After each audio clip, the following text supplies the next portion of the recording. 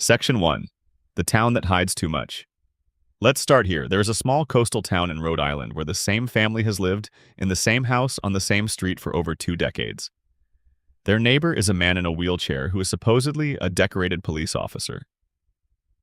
Down the road from him is an elderly man in a bathrobe who is somehow never arrested. Across the street lives a serial sexual predator who is openly welcomed at neighborhood barbecues. A giant talking chicken occasionally materializes out of thin air to brawl through downtown. A baby in a high chair built a time machine in his room, and a dog goes on dates with human women, and nobody mentions it once. Welcome to the town of Quahog, Rhode Island. Or more accurately, welcome to the town that doesn't want you asking too many questions.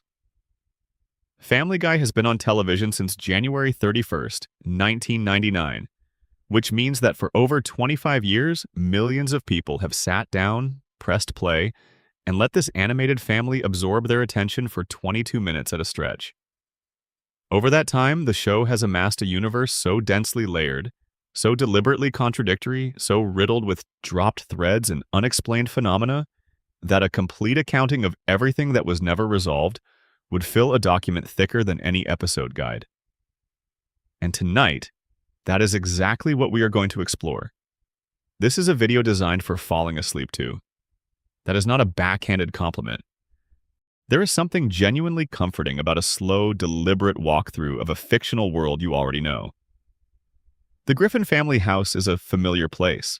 The layout of that living room, the tan couch, the television against the far wall, the stairs you can almost map from memory. You have seen those rooms hundreds of times. You know the sound of the theme song, the way the opening credits cycle through little scenes before the episode begins. That world is lived in. It is yours in a way that few pieces of entertainment ever become. And it is full of things that were never explained. Tonight, we are going to go through all of them. Every dangling thread, every throwaway line that turned out to matter, every death that was undone, every character whose backstory raised more questions than it answered. We are going to move slowly through this world and talk about all the things that the show introduced, and then just left sitting there in the dark, half-finished, twitching, waiting. Get comfortable. This is going to take a while.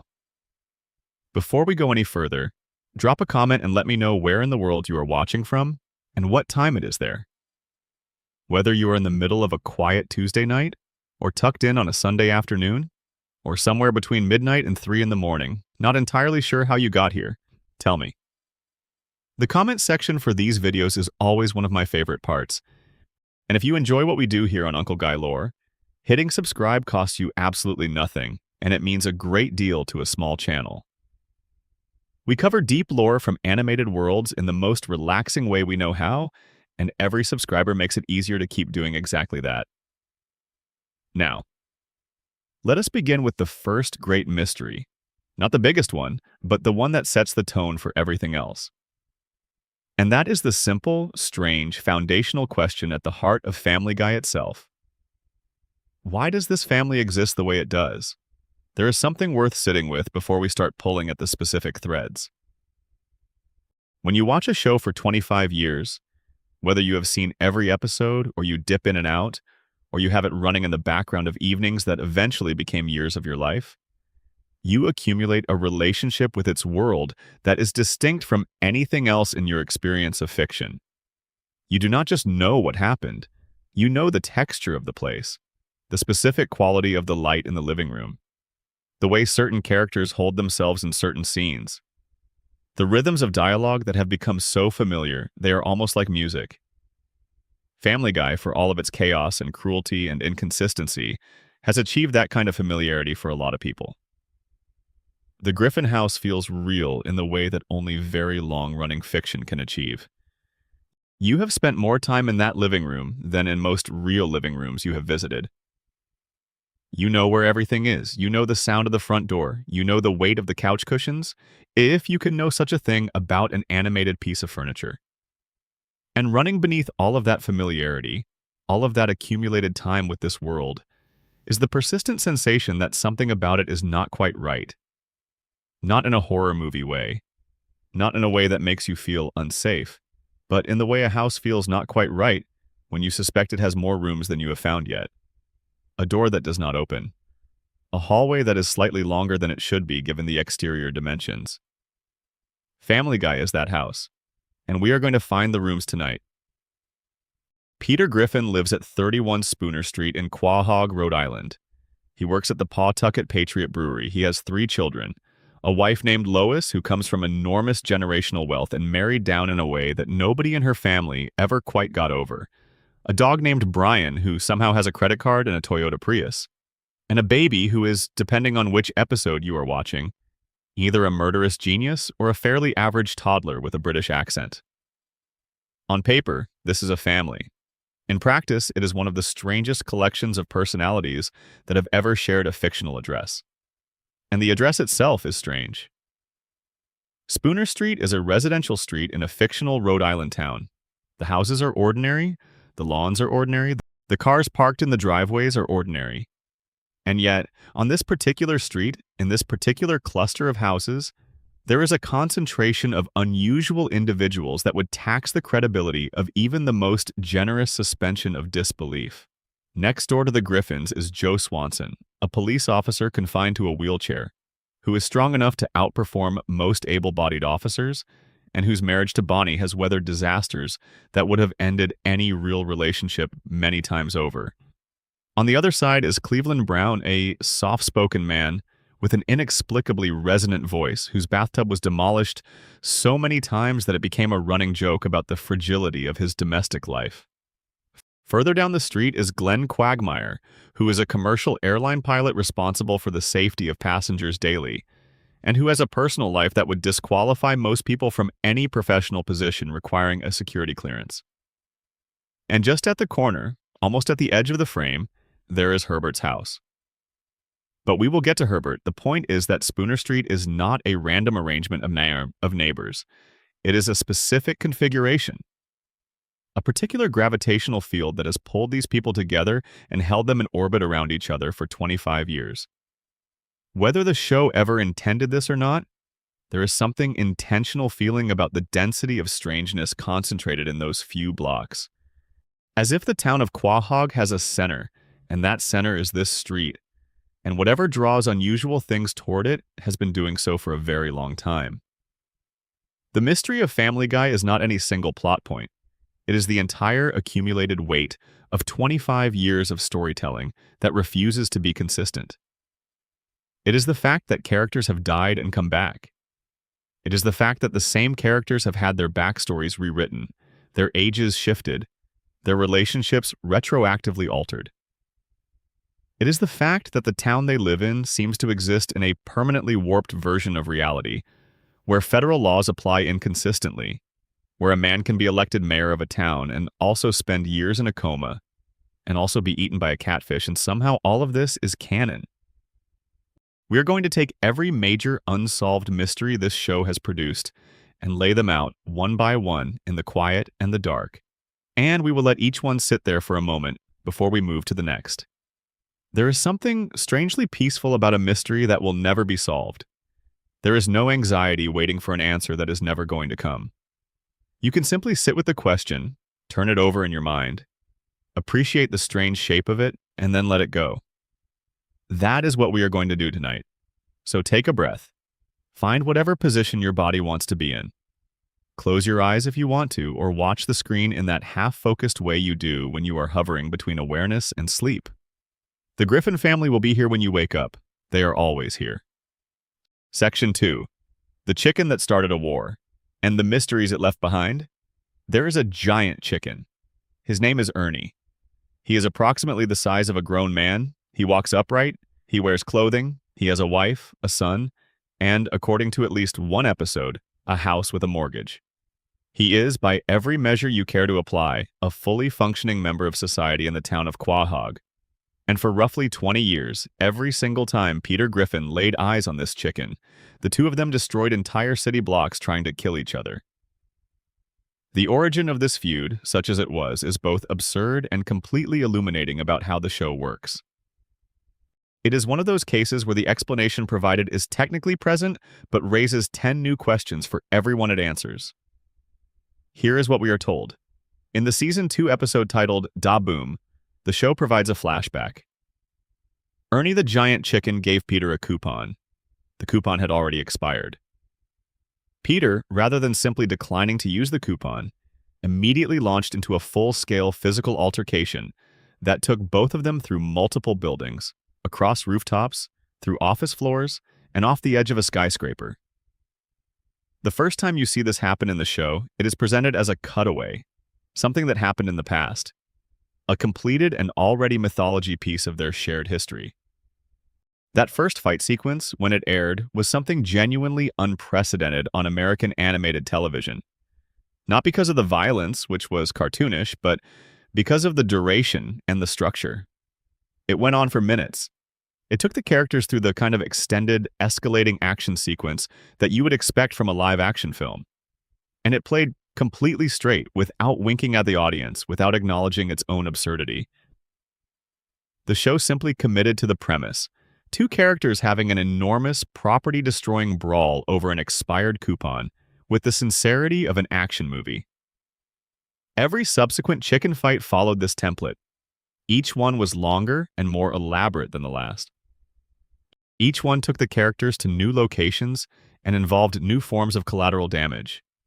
They fought through restaurants, through office buildings, through airport terminals, through subway tunnels, across the roofs of speeding cars, through commercial aircraft while in flight. They fell from great heights. They were hit by vehicles.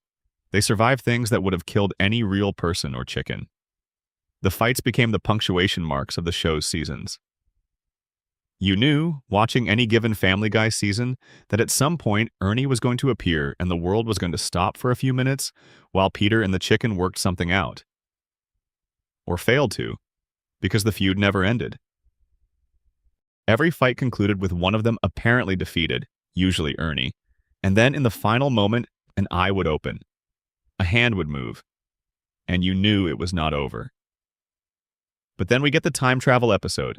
In the Season 5 episode, Meet the Quagmires, Peter uses Death's ability to send him back in time and accidentally ends up at a high school dance from the past. Lois is there. Quagmire is there. And Ernie the giant chicken is also there. Peter, in the process of an exuberant dance celebration, punches Ernie in the face by accident. Not hard. Not with intent. A stray elbow during a dance move. A friend of Ernie's in that scene even says, calmly, that Peter will probably never see him again. So now we have two origin stories. In one version, Ernie gave Peter a bad coupon and Peter attacked him for it. In the other version, Peter accidentally punched Ernie at a high school dance years before the coupon incident, meaning that when Ernie later gave Peter that expired coupon, he may have been doing it on purpose, as a deliberate slight from a man who had been nursing a grudge for years. These two versions of events are never reconciled. The show presents both of them as having happened, without acknowledging the contradiction. Which means that depending on which lens you use, either Peter is the aggressor who overreacted to a minor consumer inconvenience, or Ernie is the aggressor who deliberately gave Peter a bad coupon to reignite a rivalry that Peter started by accident and probably forgot about entirely. Neither one of them is innocent, but neither one of them is fully guilty either. And here is where it gets stranger. There is a third wrinkle in this origin story, one that most people who discuss the chicken feud overlook. In the world of Family Guy, there exists a Dr. Hartman. He is the Griffin family physician, a recurring character, reliably incompetent, responsible for a staggering number of avoidable medical disasters over the course of the show. And in one episode, a throwaway reference is made to Dr. Hartman having once attempted to clone a chicken in a laboratory and accidentally creating a hostile, man-sized chicken who escaped from the facility. The show never explicitly connects this to Ernie. But the timing of this throwaway line, its casual delivery, the way it is dropped into a scene without elaboration, and then never mentioned again, leaves a door wide open. What if Ernie is not a naturally occurring giant chicken? What if he is an experiment? What if he is a laboratory creation who escaped, built a life, married another chicken, had a child, integrated into normal society, and was simply living quietly until Peter Griffin punched him at a dance? That reading changes the entire texture of the feud.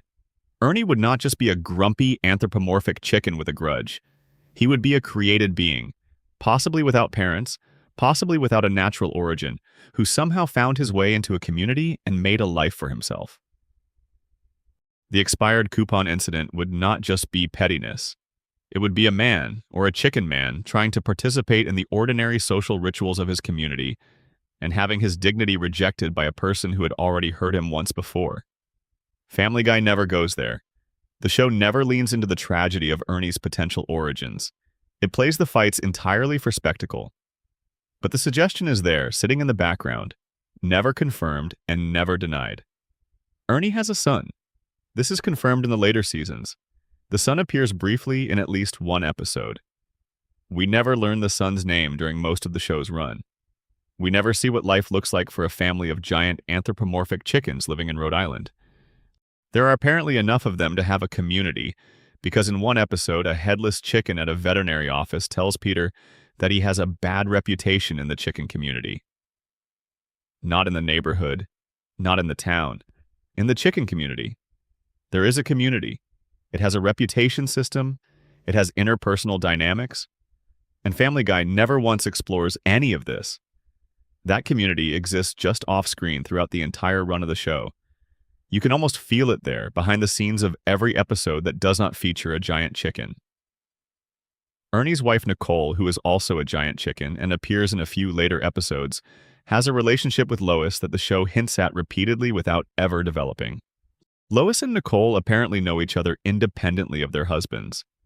There are episodes where Nicole and Lois are shown to have a friendship, a separate social connection that has nothing to do with Peter and Ernie's endless war. Which means that on some level, these two families are intertwined. The Griffins and the family of the giant chicken they have been trying to kill for decades exist in the same social sphere. They bump into each other at community events. Their wives get coffee together. And nobody ever sits down and has a real conversation about the destruction that Peter and Ernie's feud has caused. Because the destruction is genuinely catastrophic. Every single fight between Peter and Ernie causes what would, in any real city, be hundreds of millions of dollars in property damage and would almost certainly result in significant civilian casualties. Buildings are demolished, cars are destroyed, highways are closed. Other people are caught in the crossfire with no warning and no recourse. And then the fight ends, Peter goes home, and nobody is ever arrested or charged or held responsible for anything that happened. This is, of course, the logic of a cartoon. Cartoon physics.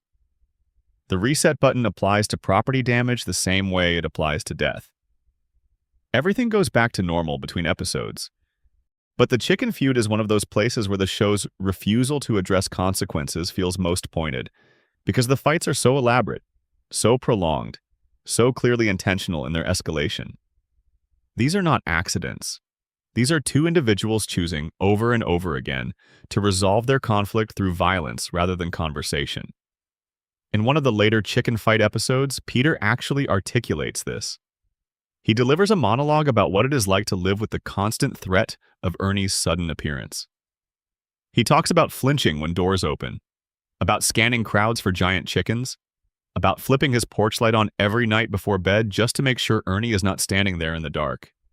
It is a speech that is played as comedy, but underneath the delivery is something that sounds genuinely like anxiety, like a person who has been living with the constant threat of random violence and has normalized that experience to the point where he cannot tell anymore whether it is funny or terrifying.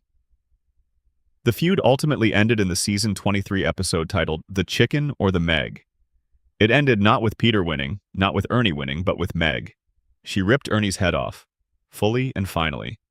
No eye-opening at the end, no survival. Executive producer Alex Sulkin confirmed it afterward. Ernie the giant chicken is dead.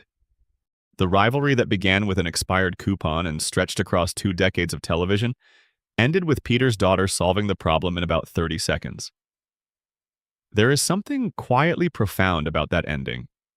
The creature who represented unpredictable chaos, who could appear at any moment and derail everything, was eliminated not by the person at the center of the conflict, but by the family member everyone had written off as irrelevant.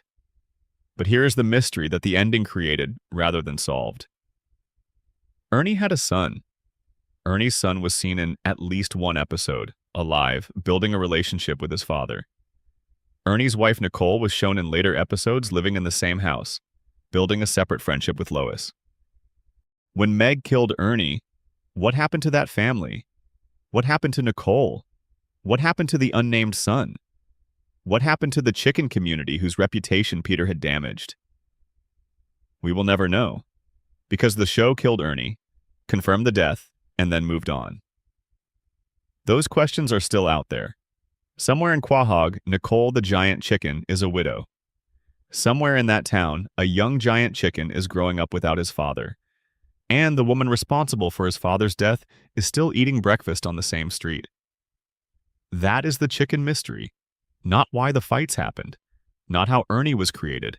Not how he survived being stabbed, drowned, blown up, shot, and dropped from aircraft dozens of times across the years. The real mystery, the one that sits heaviest, is the family he left behind. The expired coupon started a war. Meg ended it.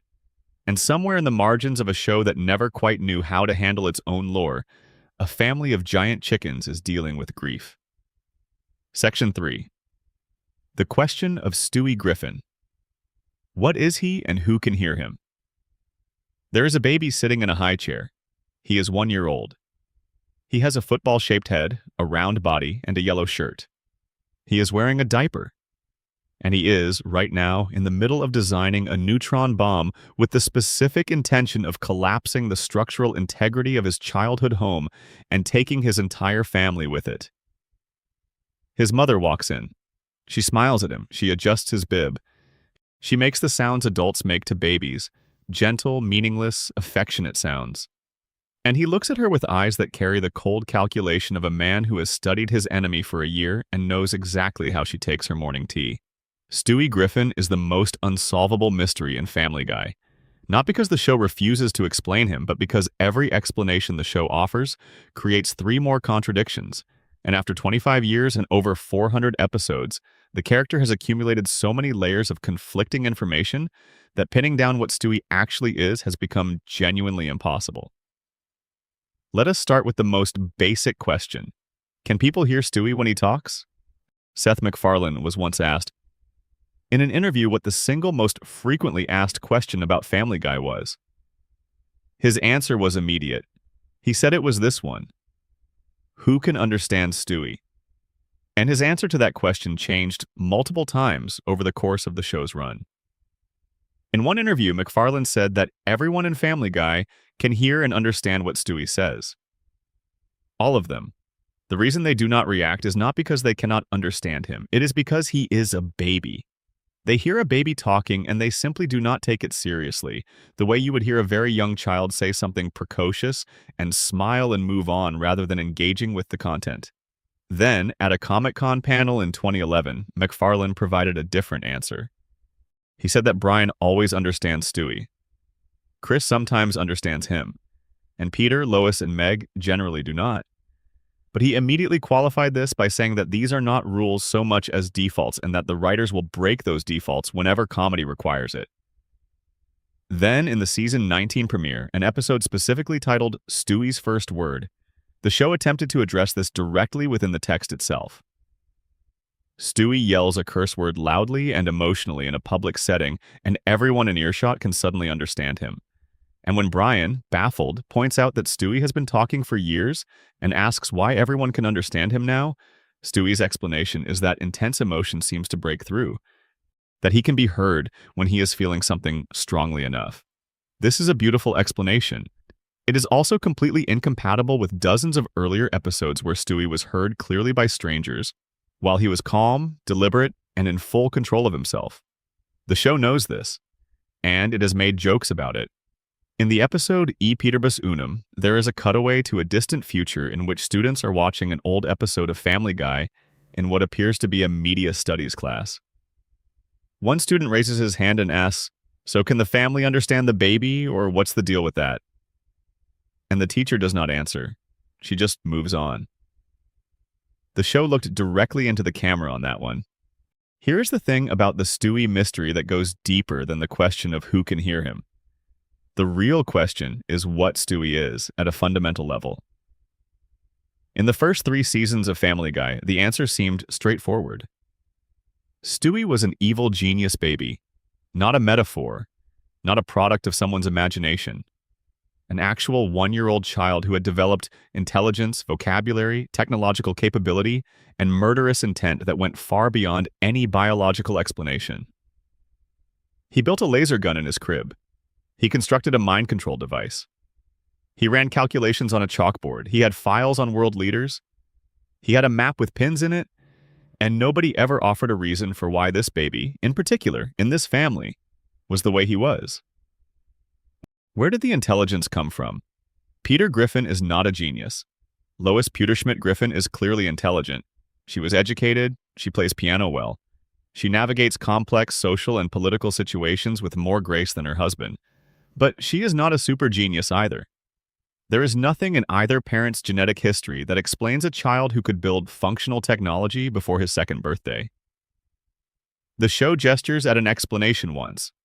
In one episode, it is mentioned that Stewie spent 3 months in the womb not developing, just thinking. Planning. As if he spent the gestation period organizing himself before choosing to be born. This is presented as a joke, but it is the closest thing the show ever gives us to a reason for Stewie's nature. He chose to be the way he is. The intelligence is not something that happened to him. It is something he arrived with. This reading has enormous implications.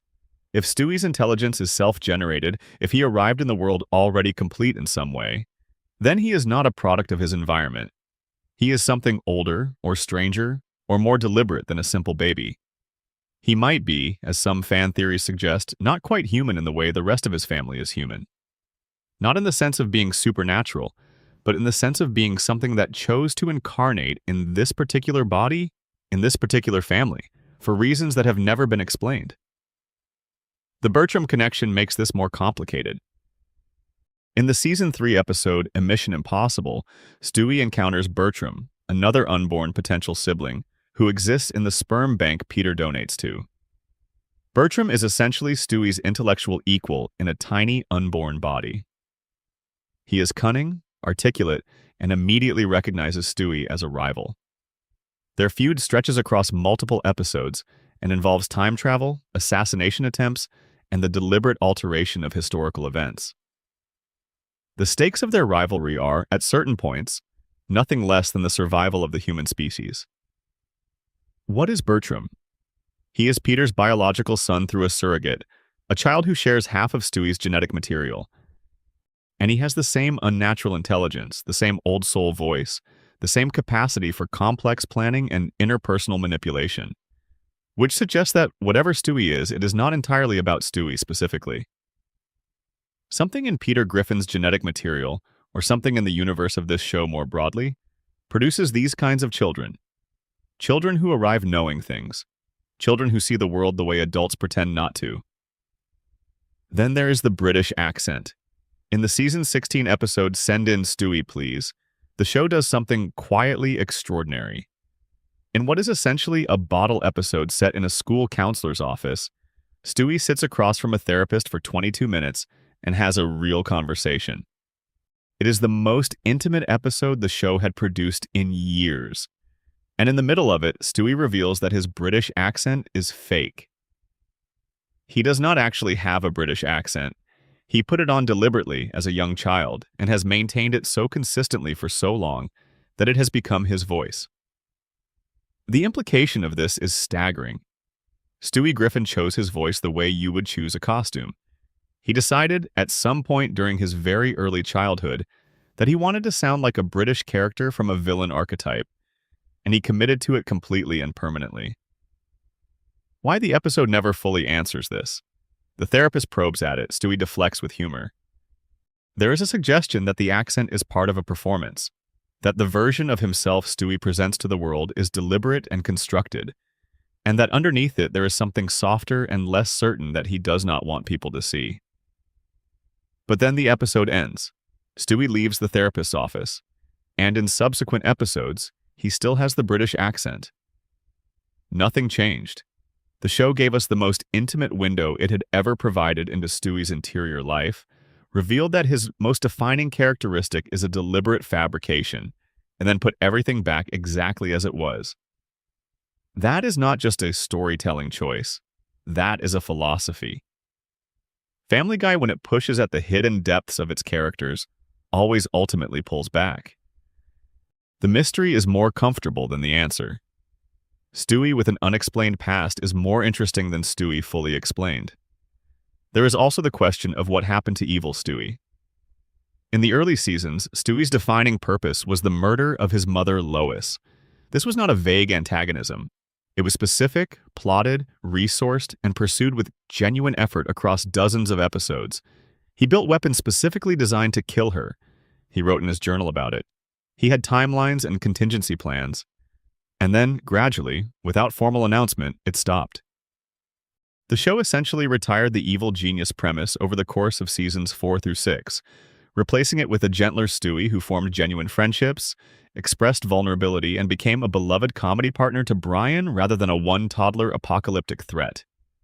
The season 6 two-parter, Stewie Kills Lois and Lois Kills Stewie, was the grand finale for that era of the character. Stewie finally achieves his goal, kills his mother, takes over the world, and everything is immediately undone by a reveal that it was a simulation. It was a goodbye to that version of the character wrapped in a trick ending. But the show never explains what changed. Why did Stewie stop wanting to kill Lois? The show handles this the way it handles most of its own continuity, by simply not addressing it and hoping that enough time has passed that you have stopped expecting an answer. In early Stewie, there is a brief exchange in an episode where he says, in an unguarded moment, that he does not actually hate his mother. He says it quietly, almost to himself, and then immediately covers it with a sharp remark. It is a crack in the facade, a small one, but it suggests that the desire to kill Lois was never really about Lois at all. It was about something else. Something the show never named. One of the most compelling fan theories about Stewie holds that his murderous impulses were always a kind of metaphor for his desire for autonomy. That a baby who cannot speak to most of the people around him, who cannot choose his environment or his caretakers, who is fed and changed and carried and put down according to the schedule of others, would experience his helplessness as a form of tyranny. And Lois, as the primary caretaker, as the one most present in his daily life, would become the focal point for all of that accumulated frustration and powerlessness. Kill Lois, take over the world. Not because Lois is evil, because in Stewie's lived experience, Lois is the world. She is the totality of the authority he cannot escape. As Stewie got older, as the show let him develop genuine friendships and emotional relationships that were chosen rather than assigned, the murderous impulses faded. Not because he changed, but because he got something he needed. That reading is supported by nothing the show explicitly states, but it fits everything the show actually shows, and it makes Stewie's transformation from villain to friend feel less like a character assassination and more like a natural arc. It just would have been nice if the show had said it out loud. The last great Stewie mystery is the most personal one. Who is Stewie's father? The canonical answer is Peter Griffin. Multiple plotlines establish Peter's paternity. The half-brother Bertram exists because Peter donated to a sperm bank. There is an episode that traces the literal moment of Stewie's conception. Peter is the biological father.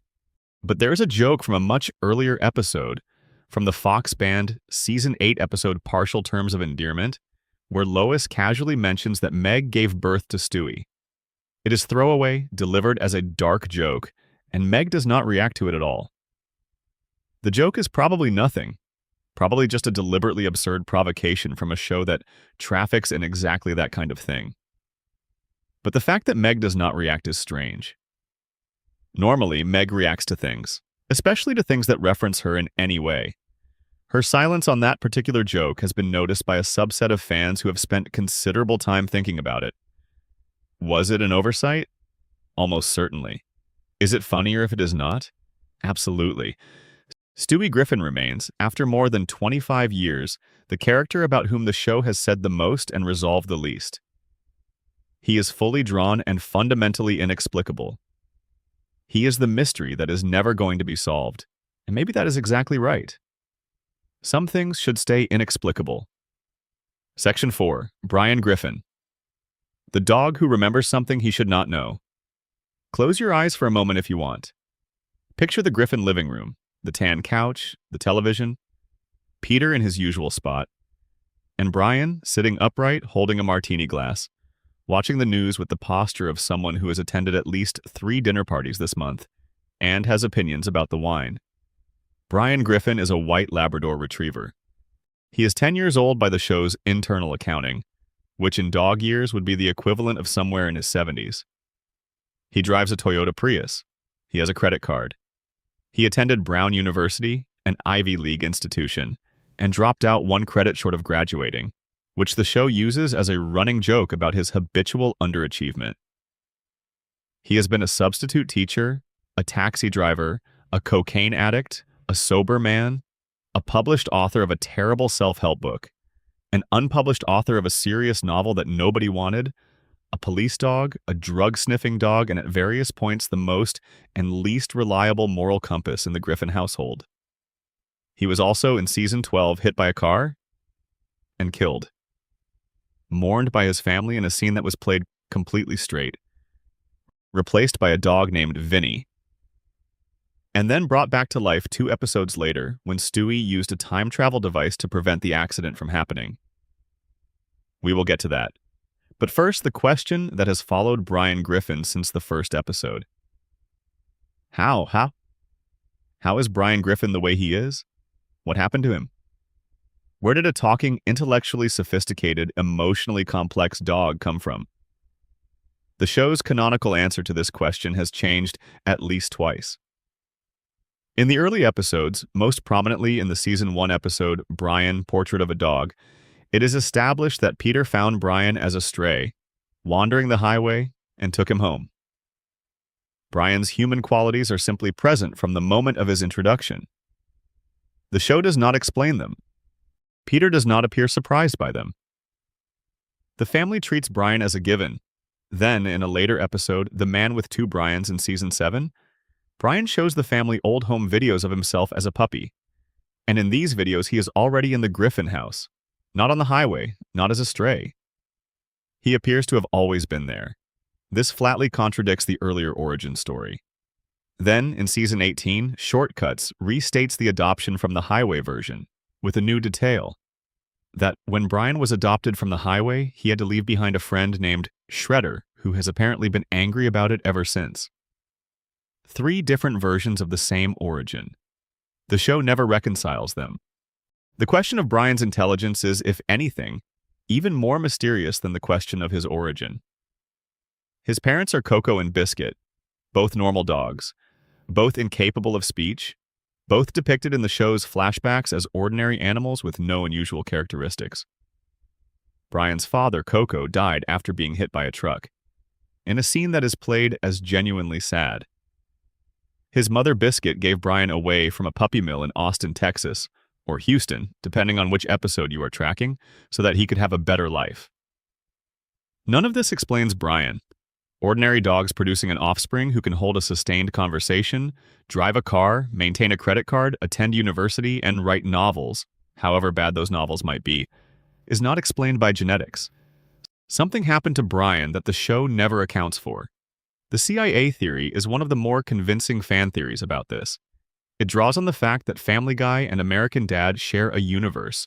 This has been confirmed in multiple crossover episodes. And in American Dad, the character Klaus is a goldfish who contains the brain of a German Olympic ski champion, placed there by the CIA. The CIA in the Family Guy universe is a functioning institution that conducts experiments on people and animals. The theory suggests that Brian is a product of a similar program. A dog given human-level intelligence through some kind of CIA experiment, who then escaped from or was released by the program and ended up wandering until Peter took him in. This would explain not just Brian's intelligence, but also certain elements of his behavior. He has superhuman resilience in certain situations. He is comfortable with technology in ways that go beyond what you would expect even from a talking dog. He understands the mechanics of time travel well enough to assist Stewie in operating the time machine on multiple occasions. He has combat training that is referenced in a few episodes. His stock market investments, hinted at in later seasons, suggest financial literacy at a level that requires years of study or an unusual degree of accelerated learning. None of this is confirmed. The show never states it. But the American dad connection is real. The CIA precedent is real. And the pieces fit together in a way that is hard to dismiss entirely. Then there is the question of Brian's son, Dylan. Dylan Flanagan is Brian's biological son from a brief relationship with a woman named Tracy Flanagan. He appears in the Season 5 episode The Former Life of Brian as a teenager, a violent, marijuana-smoking, underachieving teenager who is initially hostile to Brian and who has clearly grown up without much parental guidance. By the end of that episode, Brian has turned Dylan's life around, connecting him with education and helping him become, as the show describes it, eloquent and kind-hearted. But here is the arithmetic problem. Brian is stated to be 7 years old when Dylan appears. Dylan appears to be somewhere between 13 and 16 years old. This means Dylan was born when Brian was, at most, 2 or 3 years old. Dogs reach sexual maturity at around 6 to 18 months. So biologically, this is possible from a canine perspective. But the show treats Brian as functionally a human adult for almost his entire run. He dates women. He has conversations about relationships. He goes to college. He behaves in almost every context as though he is a man in his early 30s. For Dylan to exist as a teenager when Brian is 7 means that Brian was fathering children as what the show depicts as something close to an infant, at least in human developmental terms. The show makes no acknowledgement of this. Dylan appears, the storyline about him turning his life around plays out, and then the age question just sits there, unresolved. Brian's death and resurrection in Season 12 is its own category of unsolved mystery. The death itself, in the episode Life of Brian, is handled with unusual sincerity for a show that typically treats death as a punchline. Brian is hit by a car in the street outside the Griffin house. He is taken to a veterinarian. He dies on the table. His last words are spoken to the family assembled around him. "You've given me a wonderful life. I love you all."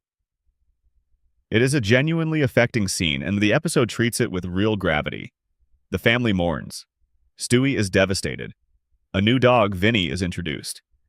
For about 2 weeks in real time, as episodes were being broadcast, Brian Griffin was dead.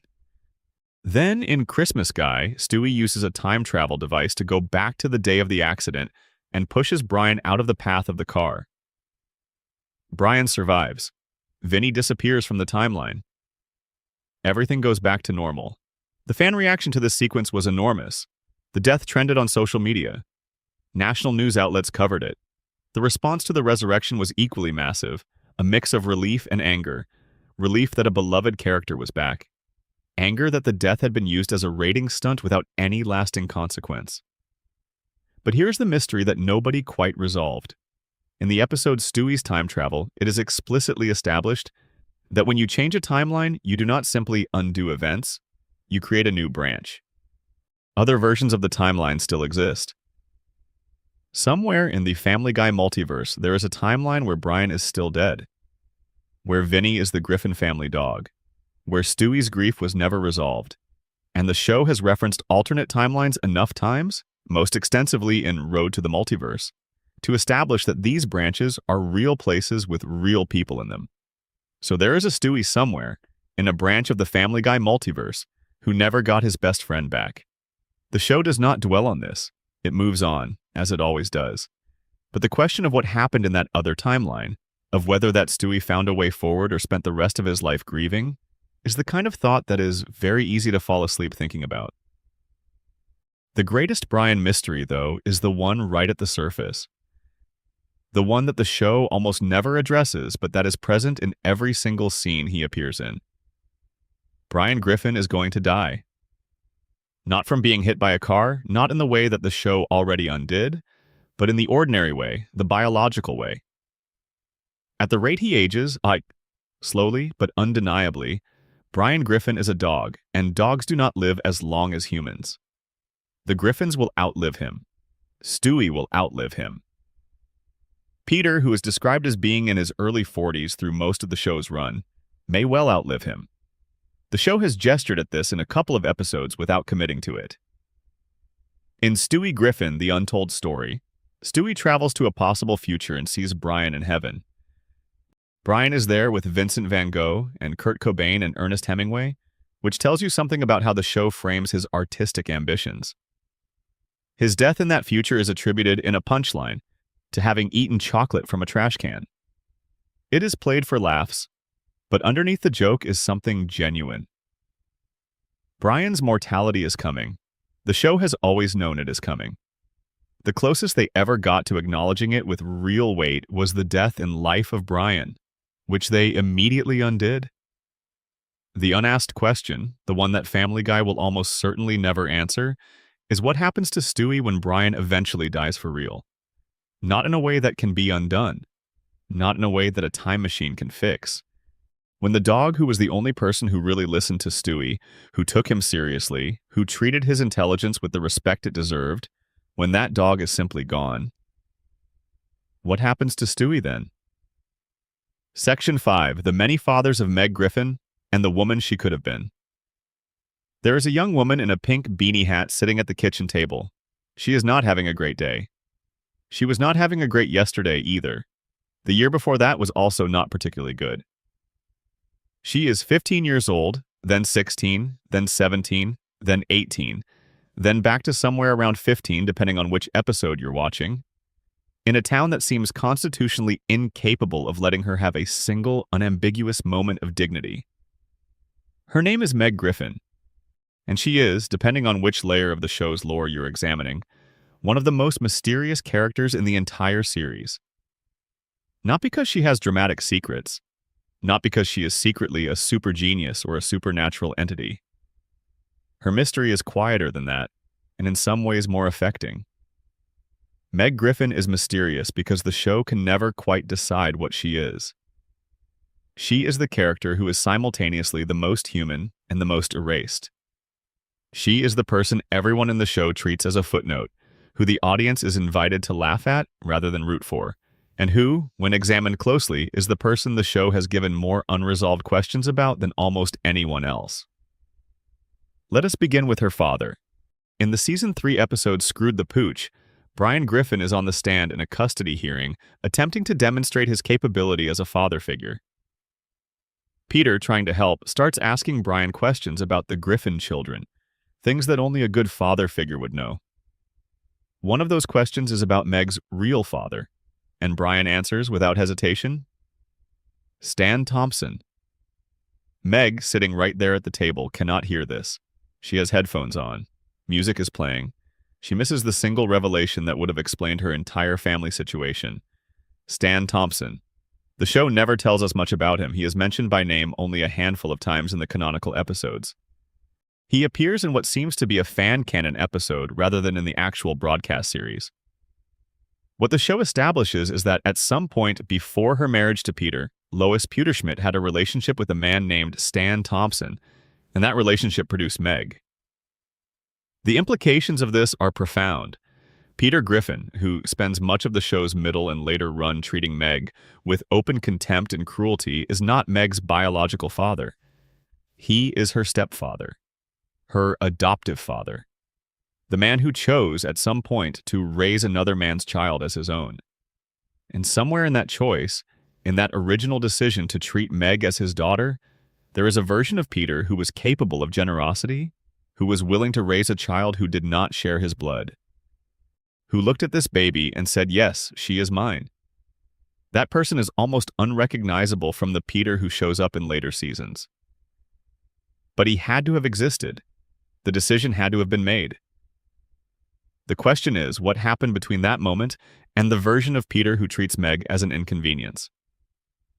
The show attempts an explanation in the Season 14 episode, Peter's Sister.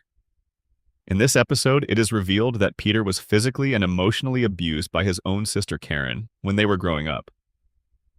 Karen was brutal to Peter in ways that left genuine psychological damage. And the episode suggests, carefully and directly, that Peter treats Meg the way he does because he is passing on the cycle of abuse. He was mistreated by someone older and more powerful. Meg is younger and less powerful. The dynamic maps. Meg learns this, and she forgives her father. In a genuinely emotional scene, the two of them reconcile, and for a moment it seems as though something real has shifted, as though the abuse cycle might actually break. Then the next episode happens, and everything is exactly as it was before. This is one of the most criticized patterns in Family Guy's history. The show repeatedly does the work of building toward meaningful character change, and then hits the reset button before the change can take hold. Meg forgives Peter. Peter learns to see Meg differently. And then in the following episode, he is farting in her face again as if the reconciliation never occurred. What this does to the character of Meg is not just dramatically unsatisfying.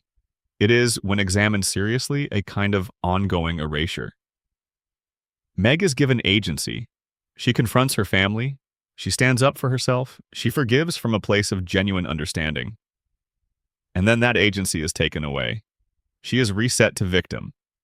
The story requires her to be small so that everyone else can be larger by comparison. Lois's connection to this is its own category of mystery. In the early seasons of Family Guy, Lois Griffin is portrayed as a capable, patient, loving mother. She plays piano. She is generally the most emotionally intelligent person in the household. She advocates for her children. She is, in the first few seasons, the moral center of the family in the way that Peter is the chaotic center. And then, in the middle seasons, something happens to Lois that happens to the whole family, but is particularly pronounced with her. She becomes meaner, colder. Her patience with Meg specifically curdles into something that looks less like frustration and more like contempt. The show reveals in a few places that Lois had her own history of being an alpha personality in high school, popular, socially dominant, potentially cruel to the people below her in the social hierarchy. Connie DeMarcio, Meg's primary tormentor at James Woods Regional High School, is shown in one episode to be acting out a vendetta against Lois through Meg.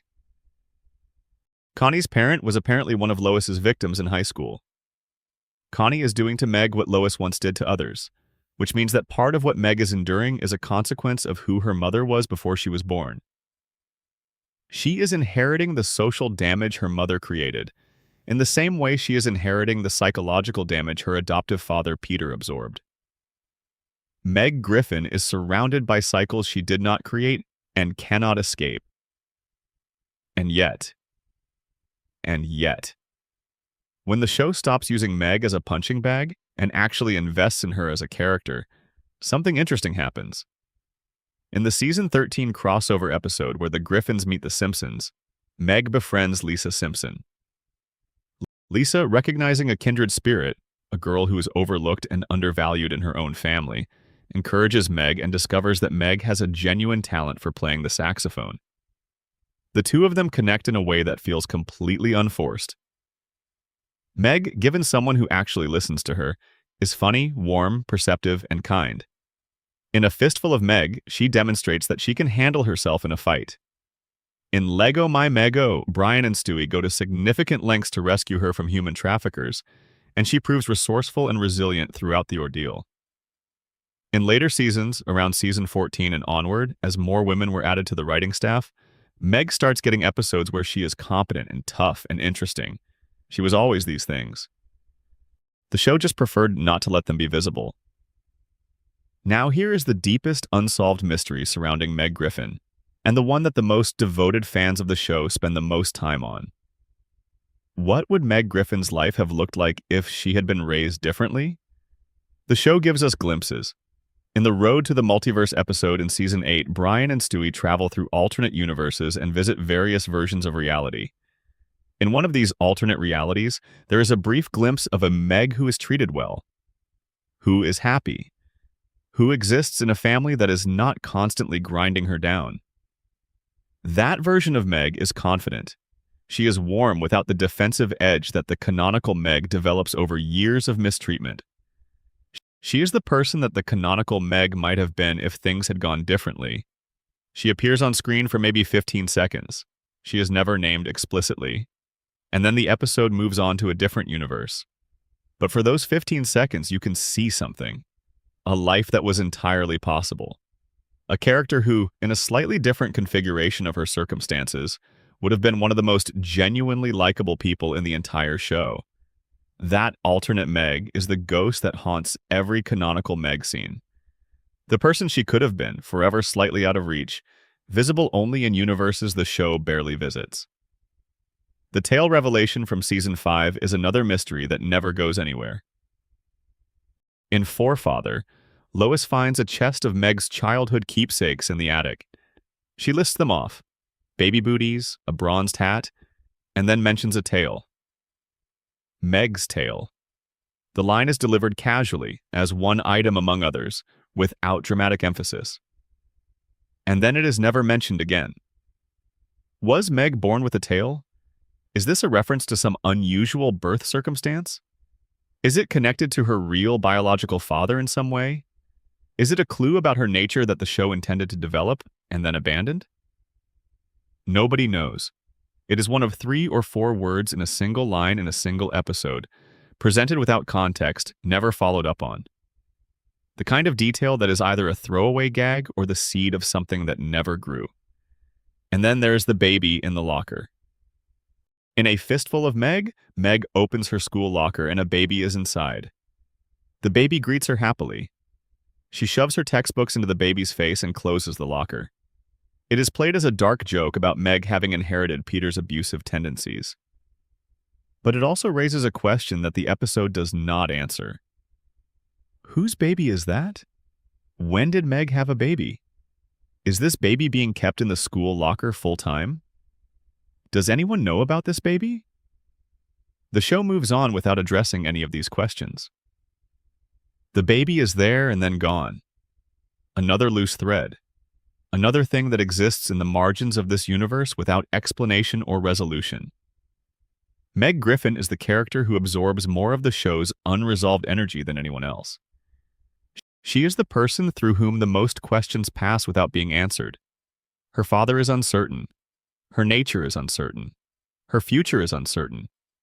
And the person she could have been, that alternate universe version, confident and warm and free, is one of the most haunting presences in the entire show's history.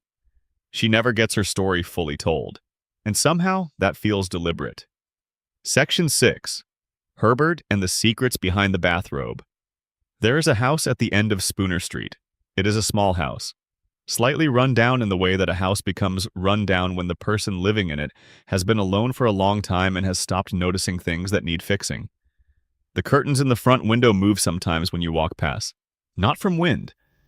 There is almost always a light on inside, even at odd hours. And if you listen carefully when you walk past at night, you can occasionally hear a voice. Soft, sibilant, gently melodic, humming something to itself. That is Herbert's house.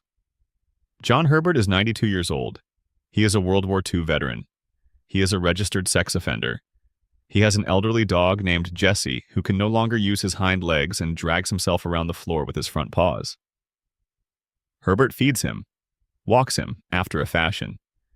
The two of them have grown old together in that small house, and there is something about their relationship that the show treats, against all expectations, with occasional genuine tenderness. Herbert is one of Family Guy's most controversial characters, for reasons that are obvious and do not need extensive elaboration here. The character is built around a premise that is uncomfortable by design, and the show deploys him in ways that have aged badly, even by the standards of a show that has always pushed boundaries. His presence in the narrative raises serious ethical questions that Family Guy almost never engages with. But setting that aside purely from the perspective of unsolved lore, from the perspective of sitting in the dark and asking what this character's life actually looks like below the surface, Herbert is one of the most layered and least explained presences in the entire show. Here is what we actually know about Herbert. He served in the Army Air Corps during World War II. He was captured by German forces and sent to a concentration camp operated by a commander named Franz Gutentag. The Germans, who found photographs of young boys in Herbert's wallet, concluded that he was gay and sent him to the concentration camp on that basis. Herbert endured this. He survived it. He came home. He is the eldest member of the Skull and Bones secret society, which is also mentioned in a throwaway line that is never revisited. The Skull and Bones connection is not developed at all, but the Skull and Bones Society is one of the most famous secret societies in American history, associated with Yale University and with a significant number of prominent political and business figures. Herbert's membership in this organization, if canon, would suggest a background that is far more educated and connected than his bathrobe and walker presentation implies. He is also a Roman Catholic who attends the same church as the Griffin family. Put these pieces together and you get something unusual. A man who survived genuine horror during the war, who has elite connections through a secret society, who maintains a religious practice, who lives in apparent poverty or near poverty despite those connections, who has by every external measure constructed a life of near total isolation with only an elderly dog for company. What happened to Herbert? The show never answers this. It never commits to a backstory beyond the wartime details. We do not know if Herbert had a family once. We do not know if he was married or if he had children. We do not know how he ended up on Spooner Street specifically, in this specific house, in this specific neighborhood. There is a throwaway moment in one episode where Herbert says something to the effect of introducing himself as a new neighbor, not Roy Mitchell, a man who left another city in a hurry. This suggests that Herbert may have been running from something at some point in his past. That the house on Spooner Street is not his first address, not his original community. That he arrived there as someone who needed to be somewhere new. And then there is Jesse. Jesse is described as being as old and decrepit as Herbert himself. Dogs do not live as long as people. For Jesse to be as old as Herbert appears in the show would be biologically impossible under normal circumstances. Either Jesse is an extraordinarily old dog, surviving well past any reasonable canine lifespan, or the show is playing loose with biology in the same way it plays loose with everything else. But there is a reading of Jesse's age that is more interesting than a simple continuity error. What if Jesse is the last remaining piece of Herbert's previous life? What if Jesse is a dog who Herbert has had for decades, who has somehow endured as a kind of anchor? The last living connection to whoever Herbert used to be before the war, or before whatever happened that brought him to Spooner Street? The episode German Guy is the closest the show ever gets to revealing Herbert's depth. In this episode, Chris and Peter discover that a man named Franz Schlechtnacht, the same Franz Gutentag who ran the concentration camp where Herbert was held, is living nearby. Herbert tracks the man down and confronts him. There is a fight. Herbert moves with a speed and purpose that his usual shuffling, wheezing presentation does not suggest. He is not the frail old man in the bathrobe. He is something older and harder underneath, forged by experiences that the show only glimpses. After saving Chris from Schlechtnacht, Herbert says something quietly important. He makes clear that whatever his feelings for Chris, he genuinely cares about him. Not just in the way the show usually frames Herbert's feelings, as a predatory fixation, but as something that includes a dimension of actual protectiveness. Herbert risked himself, moved faster than anyone his age should be able to move, to make sure that a child he cared about was safe. The show naturally returns Herbert to his usual presentation in the very next episode. But that episode exists. That glimpse of a more complicated man exists, and it raises questions that Family Guy will never answer. Who was Herbert before the war? What did he lose? What did he survive? How did a man with skull and bones connections, with a military background, with an education that a secret society membership implies, end up alone with a dying dog in a small house on a residential street, watching the neighborhood children walk past his window? The most unsettling thing about Herbert is not the obvious thing. The obvious thing is discomforting, yes, but the more persistent unease comes from the sense that there is a person underneath the character that the show has never shown, and possibly never intended to show. A person who arrived somewhere broken and rebuilt himself in the only way he could figure out, and who has been living with the wreckage of that reconstruction for 92 years. Jesse dies in one episode. The show treats this with genuine sadness. Herbert is clearly devastated. There is a scene of him holding the dog's body, and for a moment the comedy drops away entirely. And then Jesse is miraculously resurrected by the end of the episode because Family Guy rarely commits to loss when an alternative is available. But in that brief window, in the moment between Jesse's death and his resurrection, you can see it. the full weight of Herbert's isolation. What losing the last thing that connects you to who you were would feel like. What is left when the last witness to your life is Mai? The show does not sit with it. It never does. But it was there. Section 7. Quagmire, Joe, and Cleveland.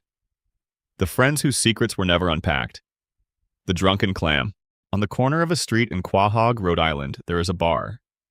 It is not a remarkable bar. The interior is dim, the furniture is worn, and the beer selection is not adventurous. But it is the place where 4 men have been gathering, on and off, for 25 years. Peter Griffin. Cleveland Brown, before he moved to Virginia and then came back. Joe Swanson, who lives next door to Peter and whose life the show has used as a source of comedy in ways that have not always aged well. And Glenn Quagmire, who is the most genuinely mysterious member of the Drunken Clam group, and whose backstory contains more unresolved and bravo material than almost any other character in the show. Let us start with what we know about Quagmire. Glenn Quagmire's real name is Glenn Quagmire, but it was revealed in a later episode that he was born as Glenn Quagmire III, or that his family name has a heritage that the show only gestures toward. He was once in the Navy. He is a commercial airline pilot. He has a father, Dan, who appeared in the episode Quagmire's Dad and who is transgender. The episode handled this with mixed results, but Dan's existence as a character confirmed that Quagmire comes from a more complex family background than the show usually acknowledges. Quagmire's sexuality is deployed as the show's single most repeated joke over the course of its run. He is, by every account the show provides, a man who has had an extraordinary number of sexual partners across his lifetime. The show treats this as funny, as a defining character trait, as a running gag that can be reactivated whenever needed. But there are episodes that complicate this. In the episode Quagmire's Baby, a woman arrives at Quagmire's door with an infant and leaves. The baby is Quagmire's. He names her Anna Lee. He raises her for an episode with genuine dedication and tenderness, discovering in himself a capacity for parenthood that surprises everyone, including himself. Then, recognizing that he cannot provide the stable environment the child needs, he gives her up for adoption. He gives her to a stable family. He watches her go. And then the episode ends, and Anna Lee is never mentioned again. That daughter exists somewhere in the Family Guy universe. She grew up with an adoptive family. She may or may not know who her biological father is. Quagmire almost certainly thinks about her, given the emotional weight the show assigned to her departure. But the show never returns to her. The same pattern holds for Quagmire's relationship with his sister, Brenda, who appeared in the episode Screams of Silence, the Story of Brenda Q. In this episode, Brenda is in an abusive relationship with a man named Jeff, and the group of friends rallies to help her escape. The episode is one of the darkest things Family Guy ever attempted, dealing with domestic violence in an unexpectedly direct way. It ends with Jeff's death, engineered by the group, and Brenda, afterward, is never seen or mentioned again. She survived. She escaped. She has a brother who loves her and a support network of neighbors who literally helped save her life. And she simply never reappears in the narrative. Where is Brenda? What happened to her life after the events of that episode? Did she rebuild? Did she grieve? Did the trauma of what she had lived through follow her into whatever came next? The show does not know, or does not care to show us. Joe Swanson is a character whose treatment by the show is its own category of unsolved mystery. In the first season episode, A Hero Sits Next Door, Joe is introduced as the cool new neighbor. He is in a wheelchair as the result of a line-of-duty injury. The circumstances of that injury changed in different episodes, first being attributed to a confrontation with the Grinch during a Christmas Eve operation, and later revised. He is strong, capable, respected. Peter is jealous of Joe's popularity. Joe is the aspirational figure on the street. Over the years, Joe's arc is one of steady dismantlement. His disability becomes the punchline rather than a character trait. His marriage to Bonnie becomes strained and eventually nearly dissolves. His friends begin treating him as an object of gentle mockery rather than admiration. Peter, who once envied Joe, becomes one of the people most likely to make a mean joke at Joe's expense. And here is the mystery at the center of Joe's arc. The show never addresses this transition directly. It never acknowledges that Joe's status in the group has changed, that the cool new neighbor has been quietly demoted to the butt of the joke. The show simply acts as though this is how things have always been, even though the first episode of his introduction clearly presents a different dynamic. What happened to Joe? One reading is that the show simply flanderized him, the same way it flanderized Peter and Brian, taking a complex character and reducing him to his most extractable trait for comedy purposes. Joe's disability, which in the early episodes was one aspect of a fully realized person, became his entire identity in the later seasons. But another reading is that Joe's situation is meant to reflect something real about the way people treat disabled veterans after the initial moment of admiration has passed. The community rallied around Joe when he first arrived. He was impressive, capable, undeniably heroic. But over time, as his disability continued and his challenges accumulated, the attention and the respect quietly faded. Not through any dramatic event, just through the slow erosion of time.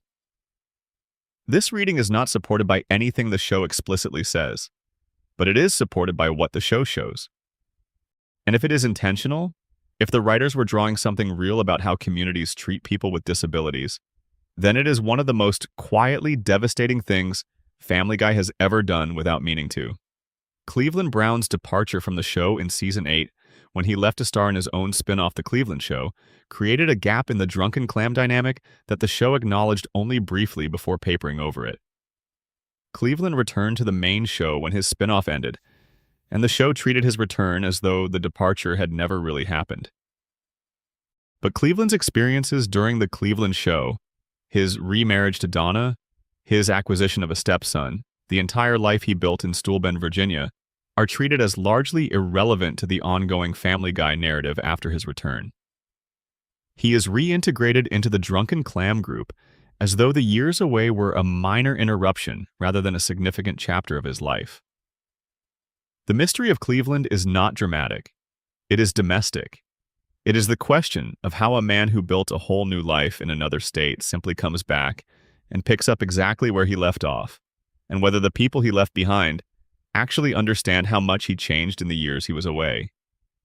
They probably do not. The show does not give them the opportunity to find out. And then there's the episode The Cleveland Loretta Quagmire from Season 4, in which it is revealed that Quagmire had been having an affair with Loretta, Cleveland's wife.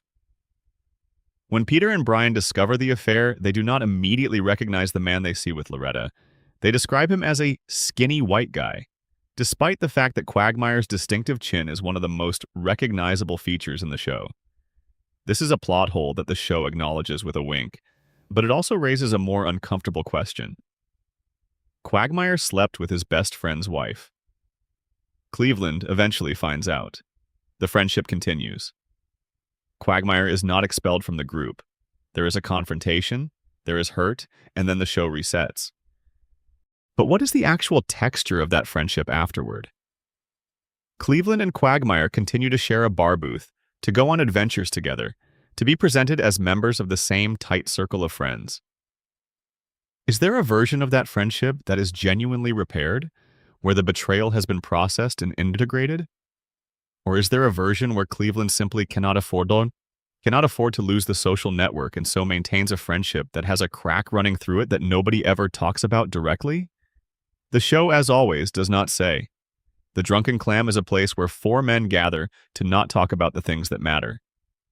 And the unsolved mysteries of each of those men, Quagmire's daughter, Quagmire's sister, Joe's status, Cleveland's years away, the Loretta betrayal, are all there, present in every scene never named. Sitting at a table. Ordering another round. Section 8. The timeline that breaks itself. Deaths, resets, and the paradox of Quahog. The Family Guy universe is, by any reasonable measure, impossible. It is not impossible in the way that most cartoons are impossible, where the laws of physics apply only when convenient. It is impossible in a more specific way. It is a universe where characters have died and been brought back to life so many times, where the internal chronology has been established and then violated so thoroughly, where alternate timelines and multiverse branches have been confirmed to exist with such casual frequency that no coherent picture of what is actually happening can be assembled from the available evidence. This is not an accident. The show's creators have been fairly open over the years about the fact that Family Guy does not operate on a continuity-based model. It operates on an episode-based model. Each episode is essentially self-contained.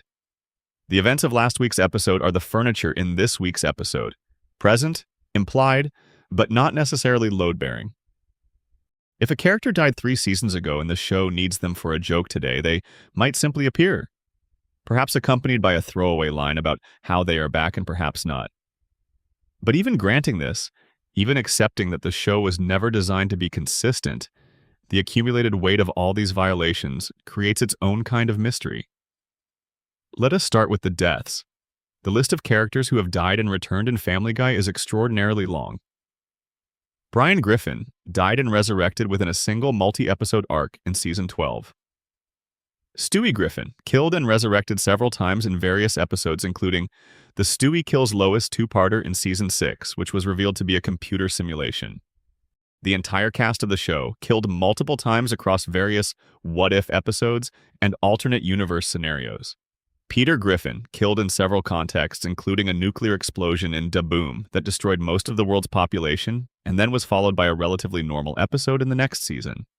Da Boom, the Season 2 Y2K episode, is worth dwelling on for a moment because it represents one of the most dramatic continuity violations in the show's history, and it is worth understanding why. In this episode, Y2K triggers a genuine nuclear apocalypse. The world is largely destroyed. The Griffin family embarks on a post-apocalyptic journey across a devastated landscape. People are dead. Society has collapsed. The episode ends with the family settling in a new location and beginning to rebuild some semblance of life. Then the next episode returns to Quahog, intact, with all the usual characters present and accounted for. No one mentions the nuclear apocalypse. Everything is fine. This could be explained as the show simply hitting the reset button, which it does constantly. But Da Boom is also the episode that establishes the origin of Peter's feud with Ernie the Giant Chicken via flashback, which means that the continuity anchor for one of the show's longest-running jokes is housed inside an episode whose primary narrative was completely abandoned. The writers were aware of the paradox they had created. In a later episode, the show explicitly states that Da Boom is canonical, that it happened, that the world really did end in that Y2K event, and that everything subsequent takes place in the aftermath of an apocalyptic event that nobody ever talks about. This is either brilliant meta-commentary or complete chaos. Possibly both. The Bonnie Swanson pregnancy is another timeline mystery that defies resolution. Bonnie Swanson, wife of Joe, is pregnant for almost the entire early run of the show. She is visibly pregnant in her first appearance. She is still pregnant many seasons later. By any realistic accounting, her pregnancy lasts somewhere between 6 and 7 years of television broadcast time. And the show's floating timeline means that even if you compress that broadcast time into something like in-universe time, it is still a pregnancy of entirely unreasonable duration. The show is aware of this. It makes jokes about it. Characters comment on the length of the pregnancy. It is presented as a running gag rather than a continuity error. And then, in the Season 7 episode Ocean's 3.5, Bonnie finally gives birth to her daughter Susie. Susie Swanson is born. She is a baby. And then she ages at a completely different rate from every other baby in the show, occasionally appearing as an infant and occasionally appearing as a toddler, depending on the needs of a given episode. This is, again, the floating timeline at work. The show does not commit to character ages in any consistent way. Stewie has been 1 year old for over 25 years of broadcast. Chris and Meg have aged by a total of 2 to 3 years across the same period. Stewie's counterpart in the future episode appears to have aged normally. The future version of Chris appears to be in his 20s. None of this adds up. The time travel episodes are where these inconsistencies become most acute. Family Guy has done time travel in multiple contexts, and each context has established slightly different rules about how it works. In Meet the Quagmires, time travel works by using death as a guide, and changes to the past have immediate and catastrophic consequences for the present, requiring repair. In Back to the Pilot, Brian and Stewie travel back to the first episode of the show, and Brian attempts to alter history to prevent the September 11th attacks. He succeeds, and this creates a dramatically different future in which George W. Bush won the 2008 election instead of Barack Obama, and the United States has split into two nations in a second civil war. They repair the timeline, losing the 3,000 lives that would have been saved by Brian's intervention in order to restore the original version of history. In Road to Germany, Brian and Stewie accidentally travel to Nazi Germany in 1939 and have to find their way back. The mechanics of this time travel are slightly different from the mechanisms used in other episodes. In the Season 12 Life of Brian arc, Stewie uses a time travel device to go back and save Brian from being hit by a car. This creates a branch, or undoes the branch that had produced the timeline where Brian died. But the show is unclear about which of these things it is doing. None of these time travel rules are consistent with each other. The show uses whatever version of time travel mechanics serves the story of that particular episode. And because the multiverse has been confirmed to exist, Road to the Multiverse in Season 8 is essentially a tour of alternate Quahog realities. Every inconsistency can theoretically be explained as happening in a different universe. But this resolution raises its own problem. If the Family Guy we watch is just one of an infinite number of possible Family Guy universes, then nothing that happens matters in any external sense. The emotional weight of Brian's death, of Stewie's grief, of any permanent consequence, is diluted by the knowledge that in some other universe the consequence did not occur. The multiverse is, paradoxically, the ultimate reset button. It makes every serious event into a provisional one. The show seems aware of this on some level. The Road to the Multiverse episode ends with Brian and Stewie back in the canonical universe, in their canonical positions, explicitly described as the best of all possible worlds despite all evidence to the contrary. It is a joke, but it is also an acknowledgement that the show has created a framework in which no universe is final. There is one continuity mystery in Family Guy that I find more interesting than all of the others combined, and it is contained in a single episode. In the Season 10 episode Yug Ilamaf, Brian uses Stewie's time machine to impress women, and in doing so accidentally puts time into reverse. The entire timeline of the show runs backward. Events are undone. And at the end of the episode, time is reset to a specific date. September 11th, 1998, just seconds after Stewie is placed back into Lois's womb.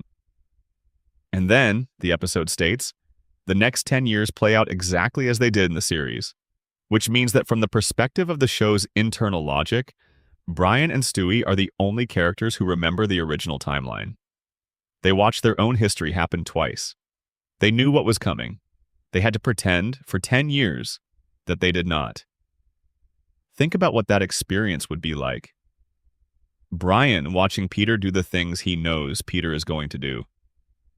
Stewie watching himself become who he was always going to become. Knowing the outcomes. Watching the events unfold with the terrible certainty of déjà vu that is not déjà vu at all, but something much more precise. The show does not dwell on this. It is a throwaway ending to a time travel episode. But it is one of those moments where, if you stop and think about it, the implications are genuinely strange and a little melancholy. Brian and Stewie have lived through the history of this show twice, and they have kept that to themselves for 10 years. What do you do with 10 years of silence about something that enormous? Section 9. The Dark Theories. What if the show is not what it appears to be? The lights are low now. The room is quiet. Whatever is happening outside your window has probably gone still. This is the section where we go into the theories. Not the official lore. Not the things the show has confirmed or even strongly implied. The theories that circulate in the darker corners of fan spaces, assembled from evidence that is circumstantial but persistent, and that propose explanations for the show's reality that are more unsettling than anything the show itself has ever stated. Some of these theories are widely known. Some are obscure. All of them are unprovable.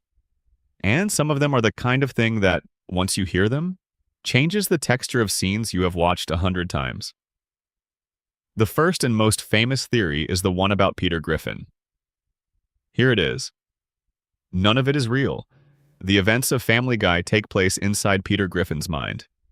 He is in a psychiatric institution. He is dissociating. The world of the show is an elaborate fantasy he has constructed to cope with a trauma so devastating that his mind cannot process it through any other mechanism. The trauma, as the theory goes, is this. Meg Griffin, in the real world, was a beautiful and well-liked teenager. She loved her younger brother Chris, who was born with an intellectual disability due to oxygen deprivation during birth. One night, Meg took Chris to a party. She was the one driving. She had been drinking. She lost control of the car, and Chris was killed.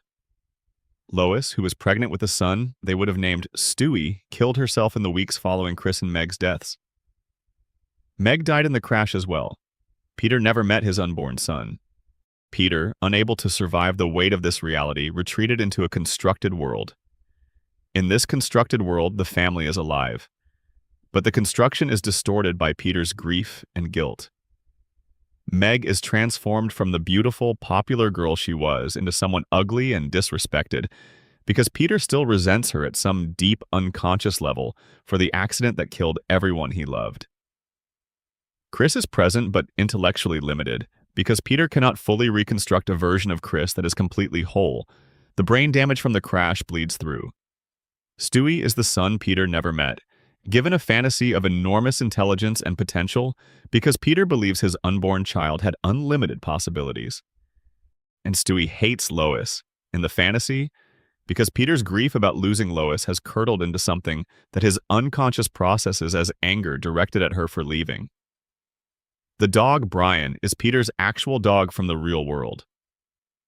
One of the very few things from reality that made it through intact into the fantasy. Dogs do not speak. But in Peter's fantasy, his dog does because the dog was there and Peter finds comfort in imagining his dog as a companion who actually understands him. Joe Swanson, the cop neighbor described to Peter during his institutionalization by friends who visited him, becomes the father figure Peter wished he could have been. Strong, heroic, a good husband and father. Cleveland and Quagmire are modeled on the real versions of Peter's friends, who visit him and tell him about the world outside. Cleveland moved away and stopped visiting, which is why he disappears from the show for several seasons before returning. And Peter's own behavior in the fantasy, his stupidity, his childishness, his recklessness, is the expression of his guilt. In the real world, Peter was a smart man, a functional adult. He knows this.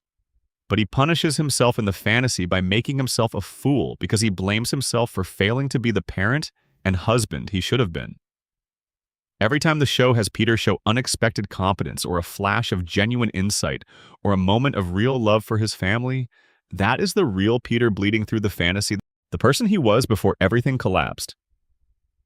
This theory, which was written up on Reddit and spread widely through fan communities, is both entirely unprovable and entirely consistent with the show's texture. It explains the flanderization of the characters.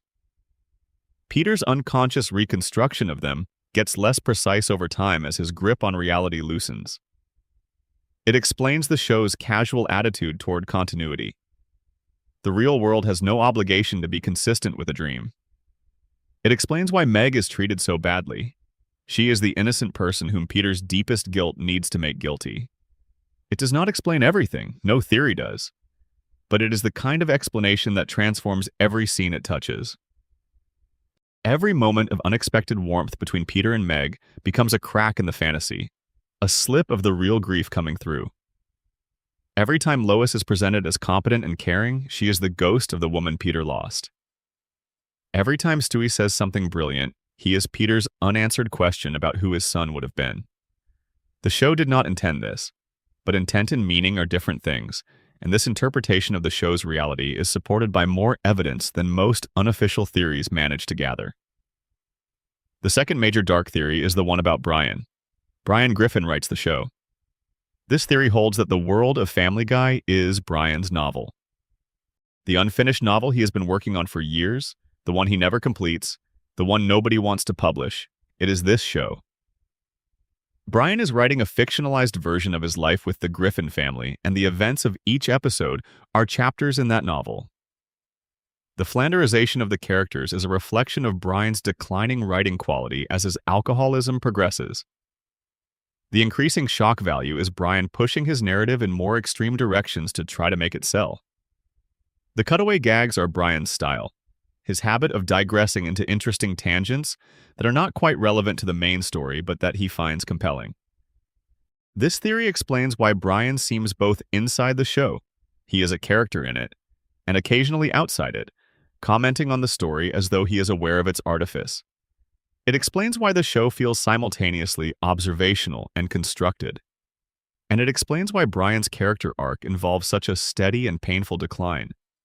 Because he is both the author and the protagonist of his own story, and he is doing to his characters what he is doing to himself. The third theory is quieter. It is simply that Meg is aware. Aware of what exactly is not fully specified in any version of this theory, but the core of it is that Meg Griffin, on some level, knows. She knows that she is the target. She knows that the universe of the show has designated her for a particular role. She knows that the warmth she occasionally receives is borrowed and temporary. She knows that the reset button is coming. The evidence for this is subtle. There are scenes scattered across the show's run where Meg breaks from the pattern, where she does not react the way a person who is simply unhappy would react, where she seems to be watching rather than experiencing, as though she is standing slightly outside the scene and observing it from a distance. The Season 10 episode Seahorse Seashell Party is the strongest piece of evidence for this reading. Meg confronts her family. She delivers a devastating and accurate indictment of each member. And then when Brian tells her that her role in the family is to absorb their dysfunction and that removing her from that role would cause the family to collapse, she agrees. She makes the choice to go back to being the target, deliberately and consciously, because she has calculated that the stability of the family requires it. A person who is simply a victim does not make that calculation. A victim does not step back into the role after articulating exactly why the role is destroying her. What Meg does in that scene is an act of agency, paradoxically expressed through submission. She chooses her fate, she understands it, and she accepts it not because she has no options, but because she has made a cost-benefit analysis and decided that the family is worth the price she pays. That is not someone who does not understand her situation. That is someone who understands it with absolute clarity and has decided, for reasons of love or exhaustion, or something else that the show cannot name, to stay in it anyway. There is a fourth theory that is less emotionally resonant but logically interesting, and it concerns the structure of the show itself rather than any individual character. This theory holds that the Family Guy universe is not a continuous reality at all. It is a series of discontinuous performances. Each episode exists independently of every other episode, connected not by a continuous thread of cause and effect, but by the shared set design of character, setting, and tone. The characters are not people who remember last week. They are performers who step into the same stage each week and play the same roles. This would explain the reset button not as a lazy choice, but as the fundamental operating principle of the show. Nothing needs to be consistent because consistency was never the point. The point is the performance. The relationship between the audience and the characters is not a relationship with people, but with archetypes. Peter Griffin is not a person you follow through time. He is the archetype of the lovable, catastrophic dad, called up fresh each week and sent back between episodes. In this reading, the unsolved mysteries are not unsolved because the writers dropped them. They are unsolved because the show is not that kind of story. It is a different kind of story, one that has never cared about resolution the way that other kinds of narrative do. It cares about repetition, about variation within a stable pattern, about the pleasure of returning to familiar characters who do familiar things. The mysteries remain open because open is their natural state. They were never meant to be closed. This theory does not make the show more meaningful. It may make it less meaningful in some respects, but it has the virtue of consistency. And it does explain something that no other reading quite accounts for. Why so many people have watched so many episodes of a show with so little genuine continuity and found comfort in the watching. If what you are looking for is not resolution but repetition, not growth but familiarity, not answers, but the reliable presence of specific voices in a specific room doing specific things, then Family Guy delivers that experience reliably and has done so for 25 years. That is its own kind of achievement. Unglamorous, perhaps. Commercially rather than artistically motivated, arguably. But real and felt, and apparently what a significant number of people needed from their entertainment for a very long time. Section 10. The town itself. Mysteries of Quahog, Rhode Island. We should talk about the town. Quahog, Rhode Island, named after a type of hard-shell clam native to the eastern United States. A fictional city that the show positions as a stand-in for any middle American town, while simultaneously being distinctly northeastern. The show sets it consistently in Rhode Island, with references to Providence, to the state's political culture, to specific geographic landmarks, but Quahog itself is located in a liminal space. It is real enough to be grounded, but imaginary enough to be whatever the episode needs it to be. The physical layout of Quahog is magnificently inconsistent. Buildings appear and disappear between episodes. The distance from Spooner Street to downtown varies wildly depending on what a given episode requires. The Drunken Clam is sometimes a short walk from the Griffin House and sometimes apparently far enough away to require a drive. The town's infrastructure, its hospitals, its news stations, its government buildings, seems to expand and contract based on plot needs. James Woods Regional High School is named after the actor James Woods, who has appeared in multiple Family Guy episodes as a recurring character, and who the show has had a complicated and ongoing comedic relationship with. It is the school that Meg and Chris attend. Its layout, its teacher roster, its student population, and even its name have all shifted across the show's run. The founding of Quahog is explored in the episode Prick Up Your Ears and a few other history-adjacent episodes. The show suggests that Quahog was founded at some point in the colonial era and has a history that involves the usual New England mix of Puritan settlement and maritime economy.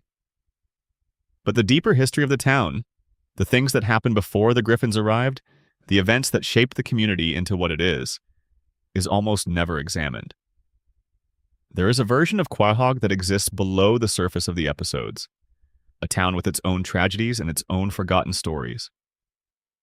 A community that was shaped by forces before the Griffin family arrived, and that will continue to be shaped by forces after they are gone. The town hall is run by, for much of the show's run, Mayor Adam West. Not a fictional Mayor Adam West, but the actual late actor Adam West, playing a version of himself who is also somehow the elected mayor of a Rhode Island town. Adam West, the man, was the original television Batman, a cultural icon of a specific era of American entertainment. Adam West, the character, is one of the most delightfully unhinged recurring figures in Family Guy's history. A man who seems to have no firm grasp on reality, who speaks in non sequiturs, who has been variously revealed to own a goldfish, to have mysterious connections to the town's infrastructure, and to occasionally demonstrate flashes of genuine political competence underneath the apparent lunacy. The goldfish is worth mentioning specifically. In one of the more memorable Adam West moments, it is revealed that he keeps a pet goldfish, and that this goldfish is, apparently, quite important to him. The show never explains why. It never explains the nature of the relationship between Adam West and the goldfish. It is presented as absurd and left there. Adam West, the real person, died in June 2017. The character of Mayor Adam West died in the show's 17th season, in an episode that allowed the show to honor the actor's actual death while also providing narrative closure for the character. The episode is genuinely moving. It allows Adam West, the character, to have a dignified goodbye, something that Family Guy does not always grant its characters. But his death left an unresolved question about the governance of Quahog, a question that the show addressed by eventually introducing a new mayor.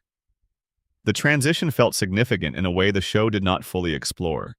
The passing of a specific era of the show, tied to a real person whose absence was genuinely felt. The Quahog 5 Eyewitness News team, Tom Tucker, Diane Simmons, Trisha Takanawa, is another source of unresolved lore. Tom Tucker is an anchor with a son whose face is completely upside down.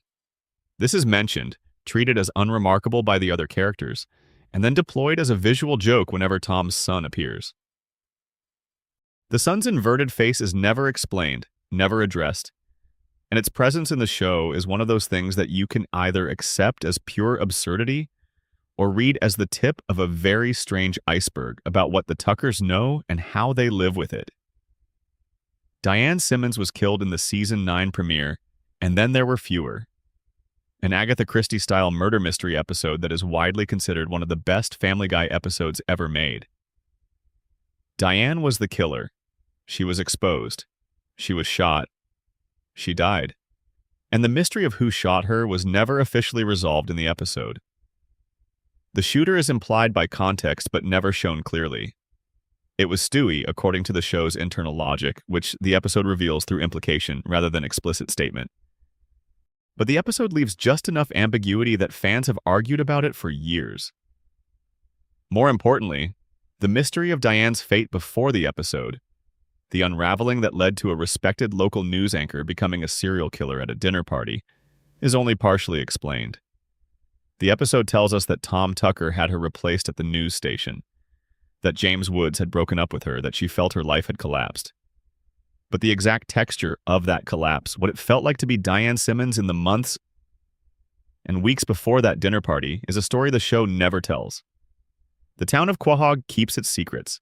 It is a place where a talking dog lives, and nobody mentions it unless they need to. Where a baby has a working time machine in his room. Where a giant chicken occasionally appears and engages in extended combat with a brewery employee without anyone filing a police report. Where a 92-year-old man has been openly acknowledged as a registered sex offender and never arrested. The town accommodates everything. It absorbs the strange and the terrible with the same civic equanimity. The lawn gets mowed. The bar stays open. The news is broadcast every night. And somewhere in Quahog, in houses and apartments and offices that the camera never visits, people are living lives that the show never shows. Former characters who have disappeared from the narrative. Minor figures who appear in a single episode and are never seen again. The woman from that one storyline. The friend who was mentioned in passing in Season 4. The neighbor the show forgot about. They are all still there. In the background, living their lives in the unseen margins of a town that is, for all its chaos, somehow home. Section 10B. Peter Griffin and the friendship that nobody explains. Somewhere in the texture of the show's daily life, there is a friendship that the show presents as one of the most important relationships in the world of the Griffin family, and yet has never really interrogated. Peter Griffin and Brian Griffin have been best friends since the beginning of the show. Not since Brian was adopted, not since a particular episode where they bonded over something. From the very first episode, they are already established as having a friendship with history and depth. Brian is the person Peter turns to. Brian is the person Peter confides in when he confides in anyone. Brian is the one who is present for the moments that matter, even when he is exasperated by them, even when the moments are entirely Peter's fault. This friendship, unlike almost every other relationship in the show, has survived everything. The Flanderization of both characters. The years of Brian being insufferable, self-righteous, and cruel in ways that the show never adequately addressed. The years of Peter becoming a person who does terrible things without consequence. The death and resurrection. The chicken fights, the cutaways, the reset buttons. Peter and Brian are still friends. They have always been friends. And the show never explains why. Not in the sense of dramatic origin. The show tells us that Peter found Brian on the highway. But that is not the same as explaining what it is about these two specific people that generates a friendship so durable it has survived 25 years and the complete transformation of both their characters. A friendship between an intellectually sophisticated talking dog and a man of catastrophically limited judgment who farts at his own daughter is not an obvious pairing. The early seasons worked hard to make the dynamic feel earned. Brian as the voice of reason Peter needed, Peter as the anchor of straightforward affection Brian craved. They balanced each other. The mystery is why the balance holds even when both sides of it have been degraded. Why, when Brian became insufferable and Peter became cruel, the friendship persisted? Why the show never seriously threatened it with dissolution? Why the death arc in season 12, which involved genuine grief and a genuine replacement, was reversed so quickly that the threat barely had time to register? There is something the show will not risk. Something it will not do to Peter and Brian, regardless of what it will do to every other relationship in the show. It will not let them stop being friends. That protection, afforded to no other relationship in the show with the same consistency, suggests that the writers understood, on some level, that this was the load-bearing relationship. Not Peter and Lois, not Brian and Stewie, though that pairing got more attention in the later seasons. Peter and Brian. The friendship that the show would not sacrifice. What keeps them together? The show never says. And the silence around that question is one of the most telling silences in the show's history. Then there is the matter of Cleveland's bathtub. This is a minor mystery, a small one. But it is the kind of mystery that, when you notice it, you cannot stop seeing. In multiple episodes across multiple seasons, Cleveland Brown is in his bathtub. And in multiple episodes, something happens that causes the bathtub to fall out of his house and crash to the ground outside, with Cleveland still in it, still holding a washcloth, still somehow intact. This is a running gag. It is one of the show's most reliable physical comedy bits, and it raises a question that nobody ever asks. Cleveland's bathtub falls out of his house at a rate that would, in any real context, require constant, structural repairs to his house. His bathroom floor clearly cannot support the weight of a full bathtub. This is a known and repeated problem, and it is never fixed. Why does Cleveland keep getting in the bathtub? He has been in that specific bathtub so many times that the floor has become untrustworthy. He knows what happens. The audience knows what happens. At some point, getting into that bathtub is a choice that requires optimism bordering on delusion. Unless Cleveland finds something in it, something that the drop, the brief moment of falling, the splash in the cold air, and the embarrassment, and the neighborhood watching, unless some part of that cycle is important to him. Unless the bathtub falling is not a catastrophe that keeps happening, but a ritual that he keeps choosing. This is clearly not what the show intends. It is a sight gag, repeated because it works, with no deeper significance. But in the space between intentions and meanings, there is Cleveland Brown, getting into his bathtub again, knowing what is likely to happen, choosing the specific vulnerability of being naked and wet and suspended 3 stories above the street. Some people make the same choice every time, not because they do not know better, because the choice, for reasons nobody else can understand, is theirs. Section 11, The Last Mysteries. Things that will never be answered. The room is very quiet now. Whatever hour it is where you are, the world has probably gone soft around the edges. The kind of soft that comes when you have been listening to someone talk for a long time about something that is familiar and strange at once. Let us go through the final inventory. The mystery of Chris Griffin's inner life. Chris Griffin is Peter and Lois's middle child. He is approximately 13 to 16 years old, depending on the episode. He has a talent for art that was mentioned in the early seasons and developed in a few specific episodes. He attended a school for gifted artists. He showed genuine creativity. He was recognized by people who knew what they were looking at. And then this talent faded into the background as the show found other uses for him. Chris also has in his bedroom closet an evil monkey. The evil monkey first appeared pointing at Chris in the darkness with an accusatory expression. It became a recurring visual joke in the early seasons. Chris would open his closet, the evil monkey would be there pointing at him, Chris would be terrified. The evil monkey was pure absurdist horror comedy, the kind of thing that works precisely because the show never explains it. And then in the episode Hannah Banana, the evil monkey is explained. Sort of. His name is apparently just the evil monkey. He is revealed to have once been a good, gentle monkey who fell into darkness after his wife cheated on him and his kids moved away.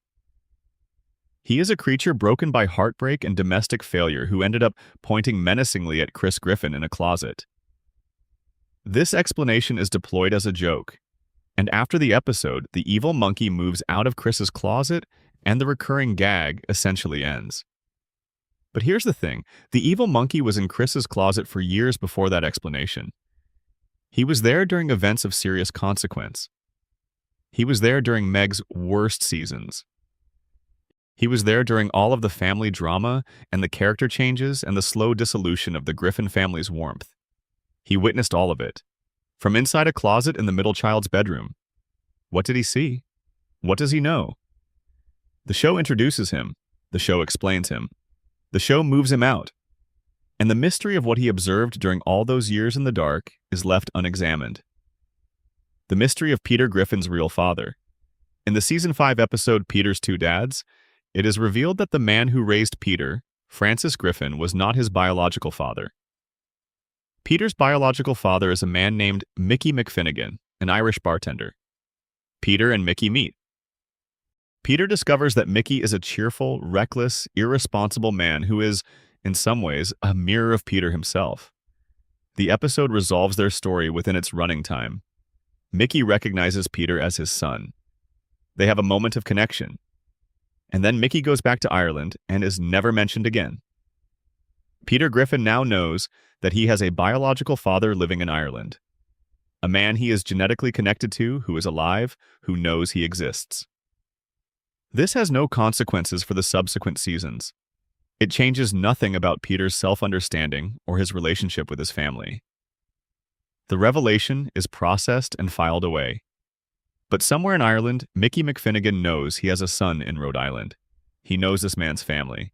He knows where he can be found. And he never comes back. Why? The show does not say, but think about what that knowledge would feel like from Mickey's side. He fathered a child and walked away. That child grew up, got married, had children of his own, and then one day, that child appeared at his door and said hello. They had a moment. They connected. And then the child went home to Rhode Island and Mickey returned to his bar. He knows he has grandchildren. He knows their names. He knows the shape of the family his carelessness helped create. And he has never seen any of them. That is the mystery on Mickey's side. What he does with the knowledge, whether he thinks about it on the quiet evenings, whether the awareness of 31 Spooner Street sits somewhere in the back of his mind on long nights at the bar, warm and unresolved. The show dropped it. But Mickey McFinnigan is still out there in the lore of this universe. An old man in Ireland with a connection to a family he has never met. A grandfather, technically. A stranger, practically. The mystery of Lois's criminal past has been addressed above, but there is one dimension of it worth returning to. In the episode where Lois's past as a member of a radicalized cell is established, the show handles the revelation with the kind of casual efficiency that allows it to be both a plot point and a joke simultaneously. The audience laughs, the episode moves on. But Lois is standing in a suburban kitchen. She has lived this composed, ordered life for years. The person she was before this kitchen. The person who believed in something strongly enough to break federal laws for it. Who had a name the people she worked with knew her by, who made choices that could have changed the course of her life entirely. That person is still inside her somewhere. Not gone. Folded away. Behind the piano and the morning coffee and the patient management of Peter's latest disaster. She never talks about it. Not to Peter, who would probably think it was either cool or terrifying. Not to the children, obviously. Not to anyone in her current life. Which means that somewhere inside Lois Pewterschmidt Griffin, there is a version of her that has never been visible to the people she loves. A version that made choices she cannot explain to her family. A version that believed, at some point, in something the show cannot even specify clearly. What did she believe in? What was the cause? The show is vague enough that we cannot answer this. But the fact of the belief is there. The fact of the person who is willing to act on it is there.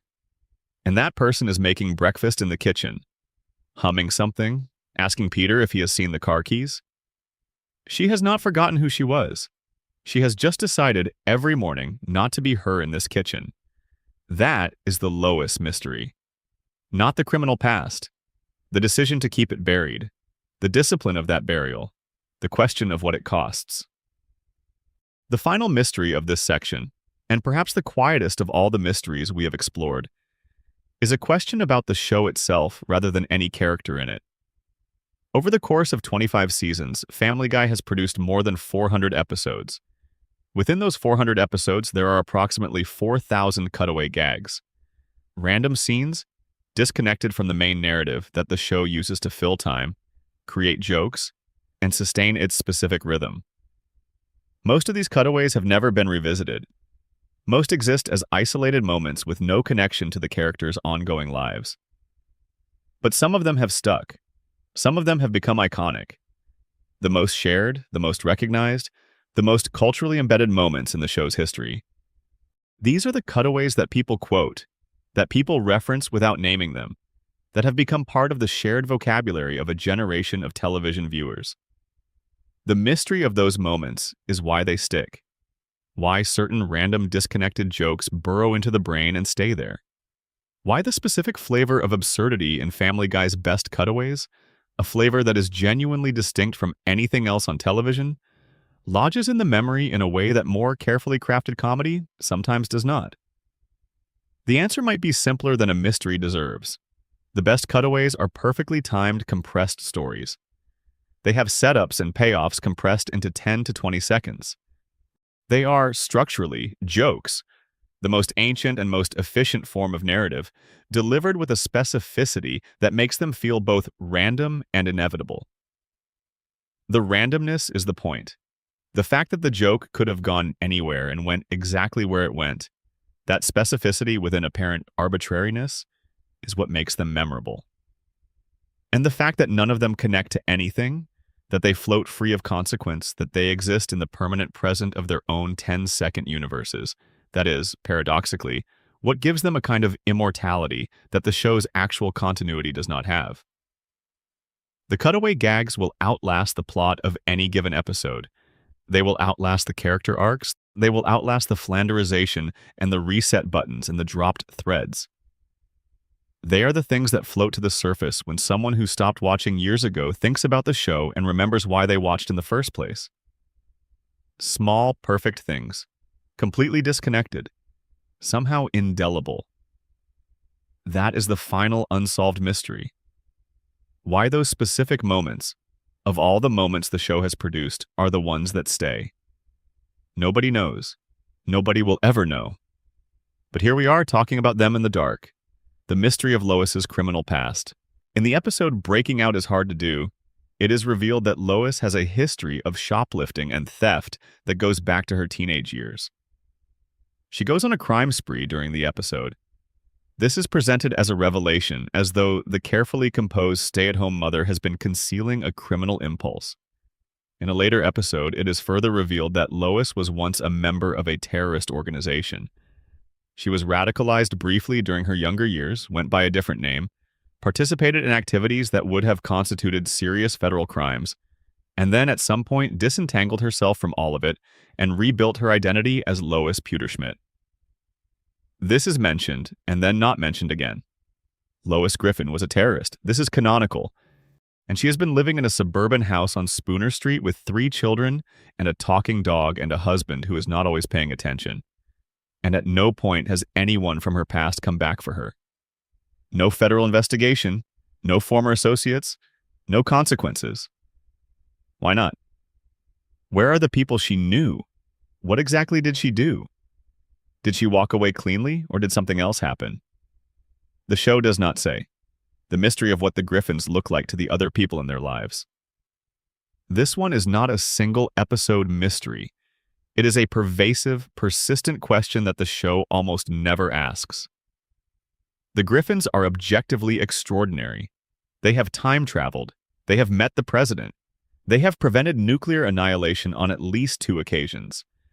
Peter has at various points declared his property an independent nation, been possessed by a demon, traveled to alternate universes, been involved in the deaths of multiple named characters, and survived physical damage that would have killed a normal person many times over.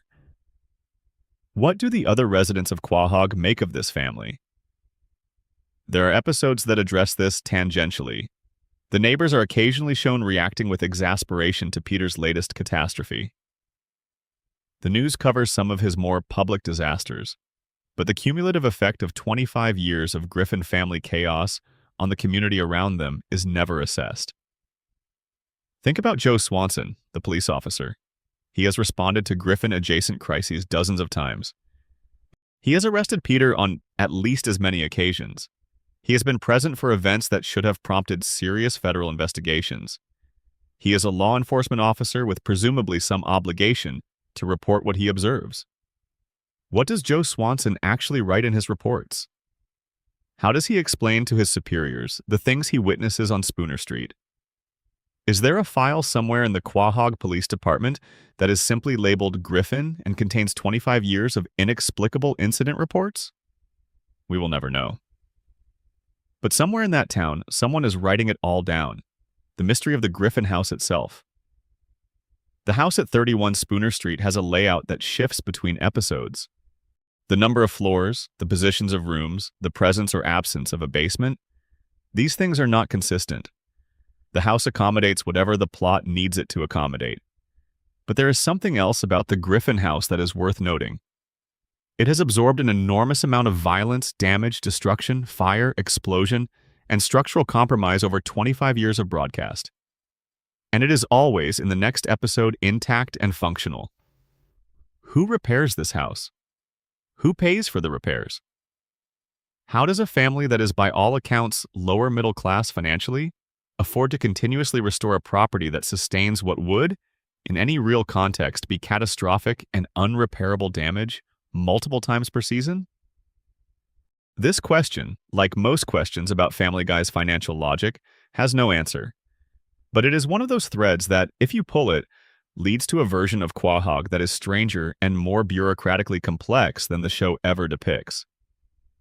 There is an insurance agent somewhere in that town who has the Griffin file on his desk. He has probably been looking at that file for a long time. He probably does not understand most of what is in it. He keeps expecting to be fired for the claims he has approved. He has not been fired yet. He is not sure why. He thinks about it sometimes, at night. The Griffin file. The things that should not be possible. The amount of damage that keeps being repaired. He does not ask. He has learned not to ask. Section 11B. Lois Griffin and the woman nobody asked about. There is a woman in the kitchen making breakfast. She is competent. She is patient. She is beautiful in the specific way that animated characters who are meant to be beautiful but not in a distracting way are drawn. Her features are attractive but not ostentatious. Her posture is upright. Her expression is the kind of composed warmth that says, I have absorbed a great deal of chaos and emerged from it still vertical. Her name is Lois Griffin. She was born Lois Pewterschmidt. Her father, Carter Pewterschmidt, is one of the wealthiest men in Rhode Island. Possibly in New England, possibly in the country, depending on which episode you're watching when the show decides to demonstrate his wealth. Her mother, Barbara, is a gentle, largely background presence. Her brother Patrick has appeared in one notable episode, which we will get to. Lois grew up in a mansion. She attended private schools. She had every advantage that the child of serious money has in a society where serious money opens almost every door. And she married Peter Griffin. The mystery of why Lois married Peter is in many ways the foundational mystery of the entire show, because it is not a mystery that the narrative treats as important. The show presents their relationship as given, as established, as part of the fixed architecture of the world. They are married. Peter is the husband. Lois is the wife. The dynamic has certain parameters, and within those parameters, 25 years of stories occur. But Lois Pewterschmidt choosing Peter Griffin as a life partner, at the expense of a world full of alternatives that her wealth and her looks and her intelligence would have made available, is one of the more profound decisions any character in this show's history has made. And it is never examined. We get glimpses of the early relationship in various flashback episodes. The show has visited the circumstances of their meeting from multiple angles. The broad strokes are consistent. Lois met Peter when he was working for her father. Her father disapproved. The disapproval, as it often does, became its own fuel. The relationship developed in part because Peter was forbidden, which is not a stable basis for a marriage of 25 years, but is certainly a believable beginning. Carter Pewterschmidt's contempt for Peter is one of the show's longest-running and most consistent character dynamics. He is a man of enormous means who is deeply invested in the social hierarchies those means have purchased, and Peter represents everything he finds objectionable in a son-in-law. But the show also repeatedly hints that Carter's antagonism toward Peter has a dimension beyond simple class snobbery. There is something more personal in his contempt, something that suggests Carter has a specific fear that Peter represents, rather than a general distaste for people of his class. What does Carter Pewterschmidt know about Lois that Peter does not? Because here is the thing about Lois Griffin that the show drops and picks up with irregular frequency. She is not who she appears to be. Not entirely, not continuously. There was the shoplifting. We mentioned this earlier. A compulsive theft habit that emerged and was portrayed as a revelation. As if this were the first time the audience was learning that Lois had a capacity for self-sabotage that her composed exterior concealed. But shoplifting as a teenager is one thing. The show eventually revealed something more dramatic. There is an episode that establishes Lois spent a period of her life involved with a domestic terrorism cell. She went by a different name. She was radicalized. She participated in activities that were, at minimum, federal crimes, and then she disengaged from that period of her life, returned to the world of the respectable married Peter, had children, and built the tan couch and piano in the living room life of 31 Spooner Street. No consequences. No former associates appearing to complicate her current life. No federal file that suggests ongoing surveillance. Nothing. This is Family Guy logic, and within the show's framework, it is entirely normal. The floating timeline, the reset button. The show's fundamental lack of interest in consequence.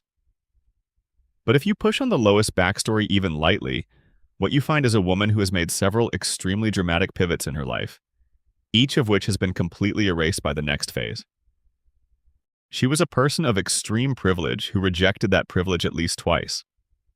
Once through her relationship with Peter and once through her apparent radicalization. She returned to a version of stability each time, but the versions are not continuous.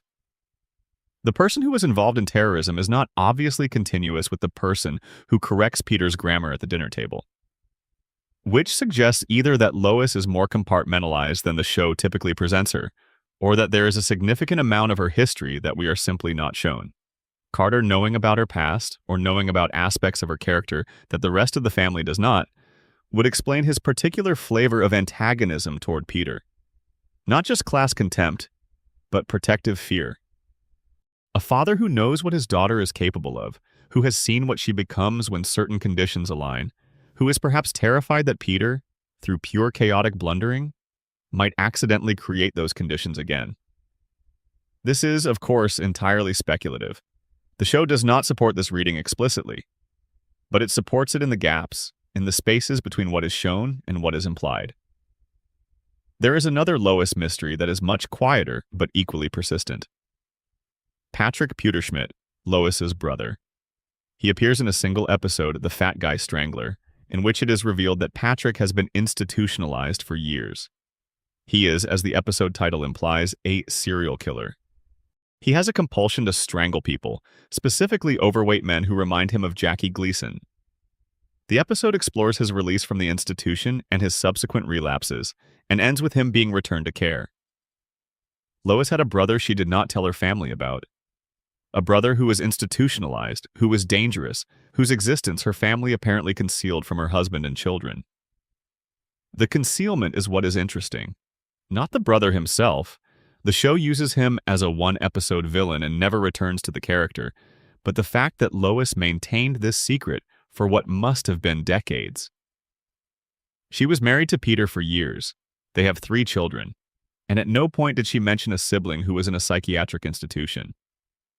What does it take to maintain a secret that large for that long in a family as chaotic and intrusive as the Griffins? The answer, presumably, is that Lois is much better at compartmentalization than the show usually credits her with being. And if she can keep that secret, what else is she keeping? The answer, most likely, is several things. The show has scattered evidence throughout its run that Lois has depths that the narrative has never fully excavated. She is the character who most often functions as the show's sensible center, which means she is often underdeveloped in favor of the characters whose chaos provides the actual content of each episode. But the traces of her unexplored complexity are there, in the background. Her past as a wealthy debutante who made unconventional choices, her criminal impulses that the shoplifting episode revealed as deeply ingrained, her institutionalized brother, her years of radicalization that left no apparent trace, her father who regards her marriage with something beyond simple snobbery. Lois Griffin is making breakfast in the kitchen. She is the most composed person in the room, and she has things in her past that would fill several seasons of a completely different kind of show. Section 11C. The show within the show. What is Family Guy actually about? Let us take a step back from the individual character mysteries and ask the larger question that contains all the smaller ones. What is Family Guy actually about? Not what are the plots, not what are the jokes, not what do the ratings say, or what has the critical consensus settled on after 2.5 decades of debate. What is the thing the show is fundamentally oriented toward, underneath all the noise? Every long-running piece of fiction develops a center of gravity over time. Sometimes the creator planned it. More often, it emerges from the accumulated decisions of hundreds of writers over many years, developing through repetition and variation the way a musical theme develops. You recognize it not from being told what it is, but from having heard its shape enough times that it is part of you. The center of gravity of Family Guy is the question of what a family is when it falls short of everything it should be. The Griffins are, by any external measure, a failed family. Peter is not the father he should be. Lois is not always the mother she should be. The children are alternately neglected, abused, and ignored. The warmth that characterized the early seasons slowly cooled as the show progressed until what remained was a collection of people who happened to share an address. They are connected by circumstance rather than genuine love, in the show's most cynical formulation. And yet they keep coming back. Peter always comes home. Lois always stays. The children are always at the dinner table. The family always reassembles after whatever disaster the episode required. This could be read as meaningless, the reset button, the floating timeline, the structural necessities of a show that cannot write off its own leads. But it could also be read as something more honest about what families actually are.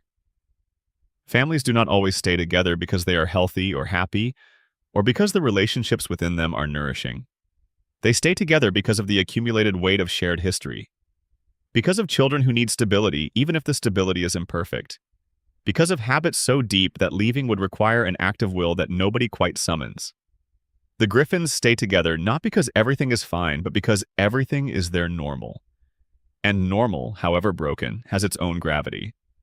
The unsolved mystery of Family Guy in this reading is not about the chicken or the baby's intelligence or Meg's real father. It is about whether the Griffin family's persistence constitutes love or something else entirely. Whether the fact that they keep showing up for each other, even badly, even hurtfully, even with reset buttons and forgotten reconciliations and recurring abuses, means something. The show cannot answer this. The show was never designed to answer this. Answering it would require the kind of sustained attention to character development that Family Guy abandoned somewhere around season 6. But the question is there in every episode. Every time Peter does something terrible and then comes home. Every time Lois forgives something she should not forgive. Every time Meg absorbs another blow and does not leave. What keeps them there? The show used to know. In the early seasons, when Peter would mess up and apologize, when Lois would express genuine warmth after genuine frustration, when the family would end an episode in a moment of connection, however brief, however quickly it would be undone by next week's reset, the show knew the answer. It knew that these people loved each other, really loved each other, clumsy and imperfect love, yes, but real. That knowing is what the later seasons lost. Not the characters themselves, but the certainty that the show had about what they meant to each other. The great unsolved mystery of Family Guy is whether that love is still there, buried under 20 seasons of flanderization and reset buttons and expired coupons, or whether the show spent it all and is running on fumes. There are episodes, scattered across even the very worst stretches of the show's run, where you catch a glimpse of it. A moment between Peter and Lois that lands with unexpected tenderness. A scene between Brian and Stewie that reminds you of what their friendship was before the show started, using it as a vehicle for shock comedy. A single beat where Meg is treated with the dignity she deserves, and the whole texture of the show shifts for 30 seconds. Those moments are still there. They are less frequent than they used to be. But they are there. And they are the most unsolved mystery in the whole long, strange history of this show. Because they suggest that whatever the show became, whatever decisions were made, whatever the ratings needed and the network wanted, and the writing rooms produced season after season, underneath all of it, the Griffins still mean something. Still have something the show has never been able to fully extract from them. The love is still in there somewhere. Impractical, unearned, inconsistently expressed. Exactly like the real thing. Section 11D. The road to episodes and what they reveal. Let us talk about the road to episodes, because they are, in many ways, the cleanest window into what Family Guy can be when it is operating at the peak of its capabilities. And they are also, in their own quiet way, a repository of unsolved mysteries. The road to episodes are a specific format within Family Guy. They began with Road to Rhode Island in Season 2, and they are structured around Brian and Stewie embarking on an adventure together, traveling somewhere, encountering obstacles, and ultimately returning home. The title is a reference to the old Bob Hope and Bing Crosby Road to Film series from the 1940s. A connection the show acknowledges with genuine affection, even dressing Brian and Stewie in tuxedos for an in-episode tribute to those movies in the first installment. These episodes are beloved for multiple reasons. They remove Brian and Stewie from the domestic setting of Spooner Street and place them in unfamiliar environments, which forces them to rely on each other in ways that the regular episodes do not. They tend to have actual plots, with clear structures and genuine emotional arcs. And they give the two characters space to have conversations, real conversations, not joke setups, that illuminate who they are to each other and to themselves. Road to the North Pole in Season 9 is the one most frequently cited as a masterpiece. It is a Christmas special that begins as comedy and slowly, without announcement, becomes something melancholy and a little devastating. Brian and Stewie travel to the North Pole to visit Santa Claus. What they find is not a magical workshop of elves and joy. What they find is a Santa who is barely surviving. He is overworked. His elves are dying. The operation that delivers gifts to every child in the world has been overwhelmed by the growth of the human population to a point where it is no longer sustainable. The North Pole in this version is a place of genuine suffering. The episode ends with Brian and Stewie delivering the remaining Christmas gifts themselves, across an entire planet, in a sequence that is played partly for comedy and partly with an exhaustion that starts to feel genuinely real. They do it. They complete the task, they save Christmas, and then they go home. The episode never fully resolves the problem it establishes. Santa's situation is not permanently fixed. The structural issue with the North Pole operation is not addressed in any lasting way. Christmas was saved for 1 year by two characters who had to endure something that cost them more than the episode fully acknowledges. And then the show moved on. What happened to that Santa? What happened to those elves? Is the North Pole still struggling in the background of every subsequent Christmas episode? The show does not say. Road to Germany sends Brian and Stewie back to 1939 Nazi Germany when Mort Goldman accidentally activates Stewie's time machine. They have to find a way home through a version of Europe that is in the process of destroying itself. The episode is a comedy, but it is a comedy set against the backdrop of the actual Holocaust, and the show treats this with more care than you might expect. Jewish characters are not played for broad comedy during the scenes set in Nazi-occupied territories. The horror is present. It is not dwelt upon because this is still a Family Guy episode, but it is not entirely hidden either. The Mort Goldman character, who is central to this episode, disappears from the show's regular rotation not long after. He simply appears less and less frequently. Whether this is related to the departure of his voice actor, John G. Brennan, or to other decisions is not entirely clear. But Mort was a fixture on Spooner Street.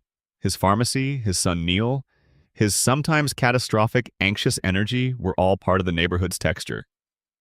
And he faded out without explanation. The most emotionally significant road to episode is not any of the adventure ones. It is Brian and Stewie from Season 8, which is not technically branded as a road to episode, but shares its spirit. The two of them are locked in a bank vault overnight. There is nowhere to go. There is nothing to do but talk. And they do. What emerges from that conversation is the most intimate portrait of both characters that the show ever produced. Brian tells Stewie that he keeps a gun in his safety deposit box because he thinks about ending his own life. This is not played as a joke. It is stated quietly, seriously, in a scene that the show surrounds with silence rather than laughter track. And Stewie's response, the depth of his panic at this information, the rawness of his confession that Brian is the only person who means anything to him, is the most genuinely emotional moment in the show's history. Brian is suicidal. The show establishes this and then does not return to it with any consistency. Later episodes have Brian in good spirits, pursuing women, complaining about critics, doing all the things that the flanderized version of the character does. The revelation from the bank vault does not follow him into subsequent episodes in any visible way. But it happened. It is canon. And it means that every Brian Griffin scene, going back from that episode, has a shadow running through it that the show never put there deliberately, but that is there now, permanently. Brian, with his martini and his literary pretensions, and his gentle contempt for the people around him, is also a person who keeps a gun in a box because he is not certain he wants to continue living. That is not a throwaway character detail. That is the center of someone's interior life. And Family Guy, with its instinct for the reset button, put it there and then moved on. The mystery of Brian and Stewie is the mystery of what happens between episodes, between the big scenes. In the ordinary days of living in a house on Spooner Street that do not get depicted, when the camera is off and the show is not running. Whether Brian and Stewie talk about the things they admitted in the bank vault in the quiet evenings, whether they take care of each other in ways the show never shows. Probably they do. The evidence of their behavior in their best episodes suggests that they do. But we never see it. Section 11EE, the unanswered questions of the supporting cast. There are characters who live in the margins of Family Guy and who carry, with them, more unresolved material than most shows give to their leads. Consider Tom Tucker. Tom Tucker is the evening news anchor at Quahog 5 Eyewitness News. He has appeared in literally hundreds of episodes across the show's run. His delivery is perfectly pitched between authoritative and oblivious, the archetype of the small market anchor who takes himself enormously seriously and is thus slightly funnier than anything they report on. He has a distinctive chin. He drives a specific car. He once had a wife. He now has a son whose face is entirely upside down. The upside-down face is one of Family Guy's most casually deployed absurdities. It appears. It is remarked upon minimally. It is used as a visual joke on the occasions when the sun appears. And it is never explained, at all.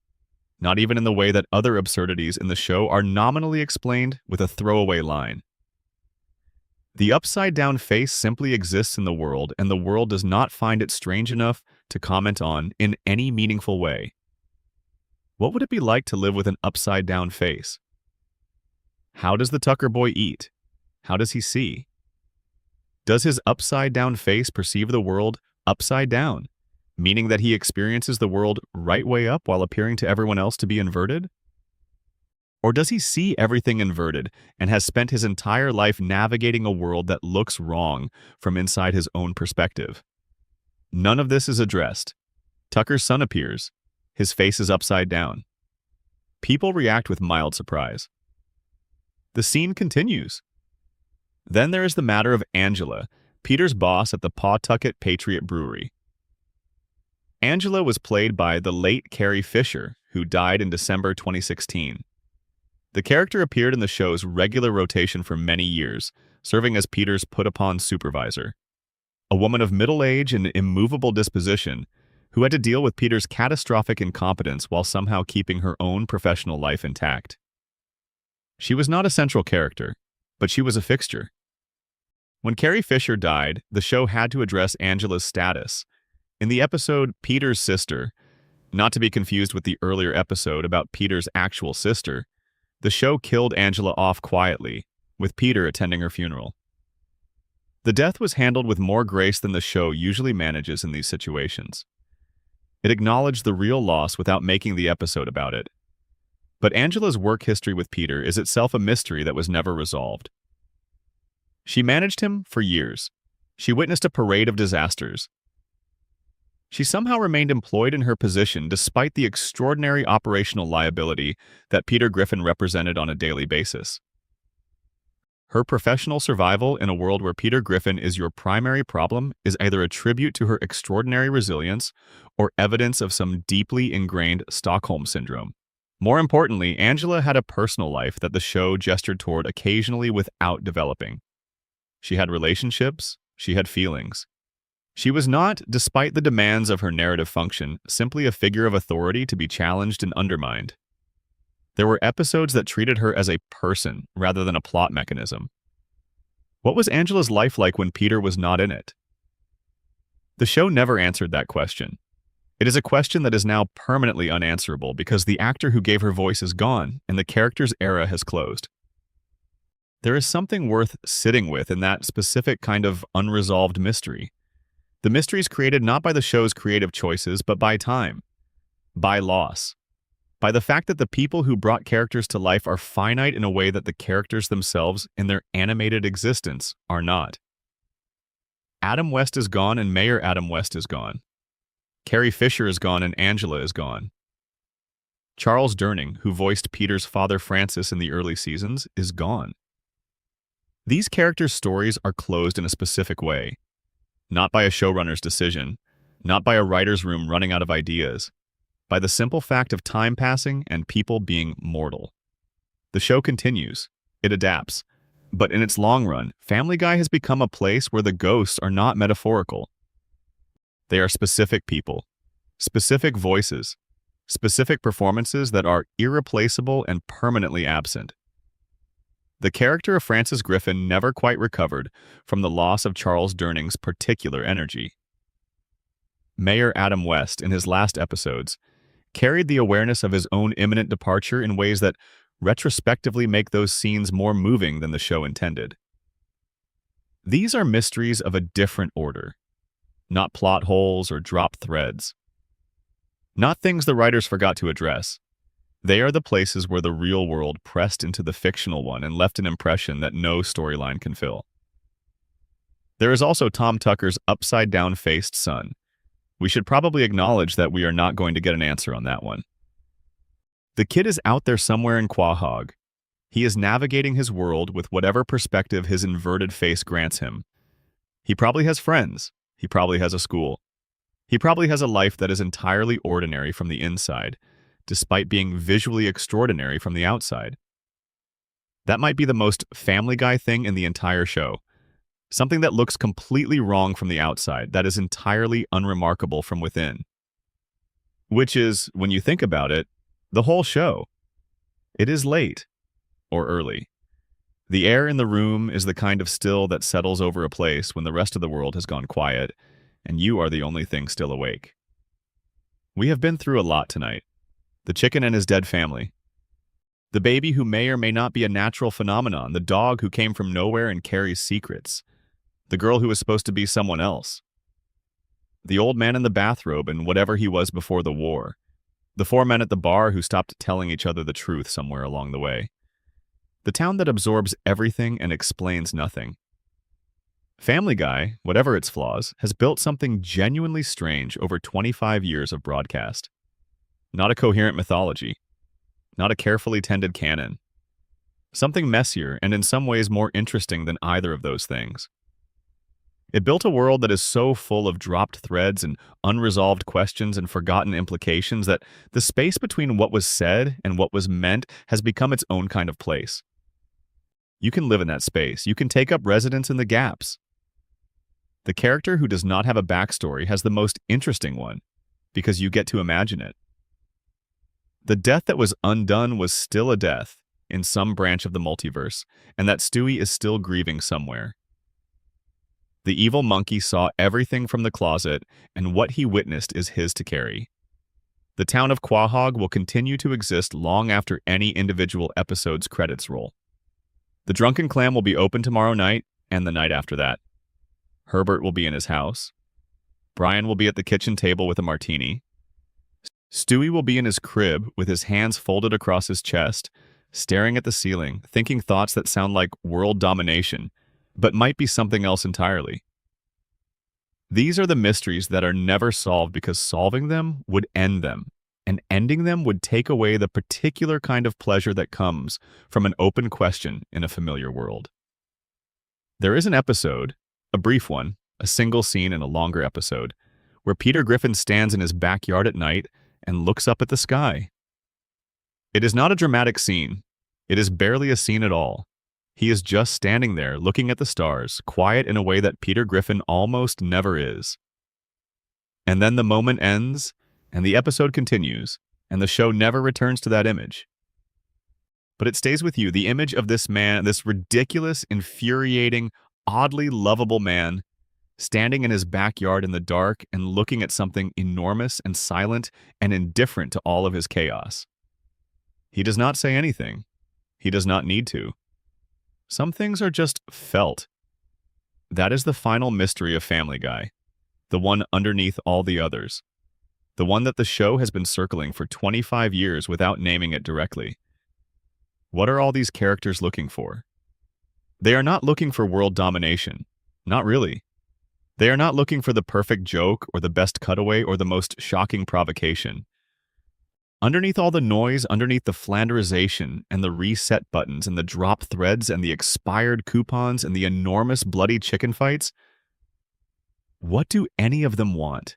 The same things everyone wants. To be known, to be forgiven, to matter to someone in a way that sticks, to belong to a family that will still be there when the chaos dies down.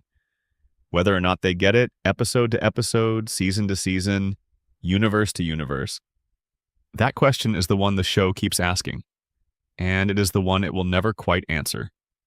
Let the screen go dark. Let the sounds of Quahog fade. Let the questions stay open, the way they always do, the way they always will. The Griffin family will be there tomorrow. They're always there. If you made it through this one, whether you are wide awake or barely hanging on, thank you for being here. This is the kind of video that is best experienced in the quiet, and the fact that you chose to spend your quiet with Uncle Guy lore means everything to this channel. Drop a comment if you have a Family Guy mystery you have always wanted to talk about, a loose thread that never got picked up, a character who disappeared without explanation, a scene that changed the way you see the show. The comment section is always open. If you are not subscribed yet, please take a second and hit that button. We put a lot of thought and time into these videos, and every subscriber is what makes it possible to keep doing them. It is free, and it takes 2 seconds, and it matters more than you might think. We will be back soon. Somewhere quiet. Another world. Another set of questions that will never quite be answered. See you in the next one.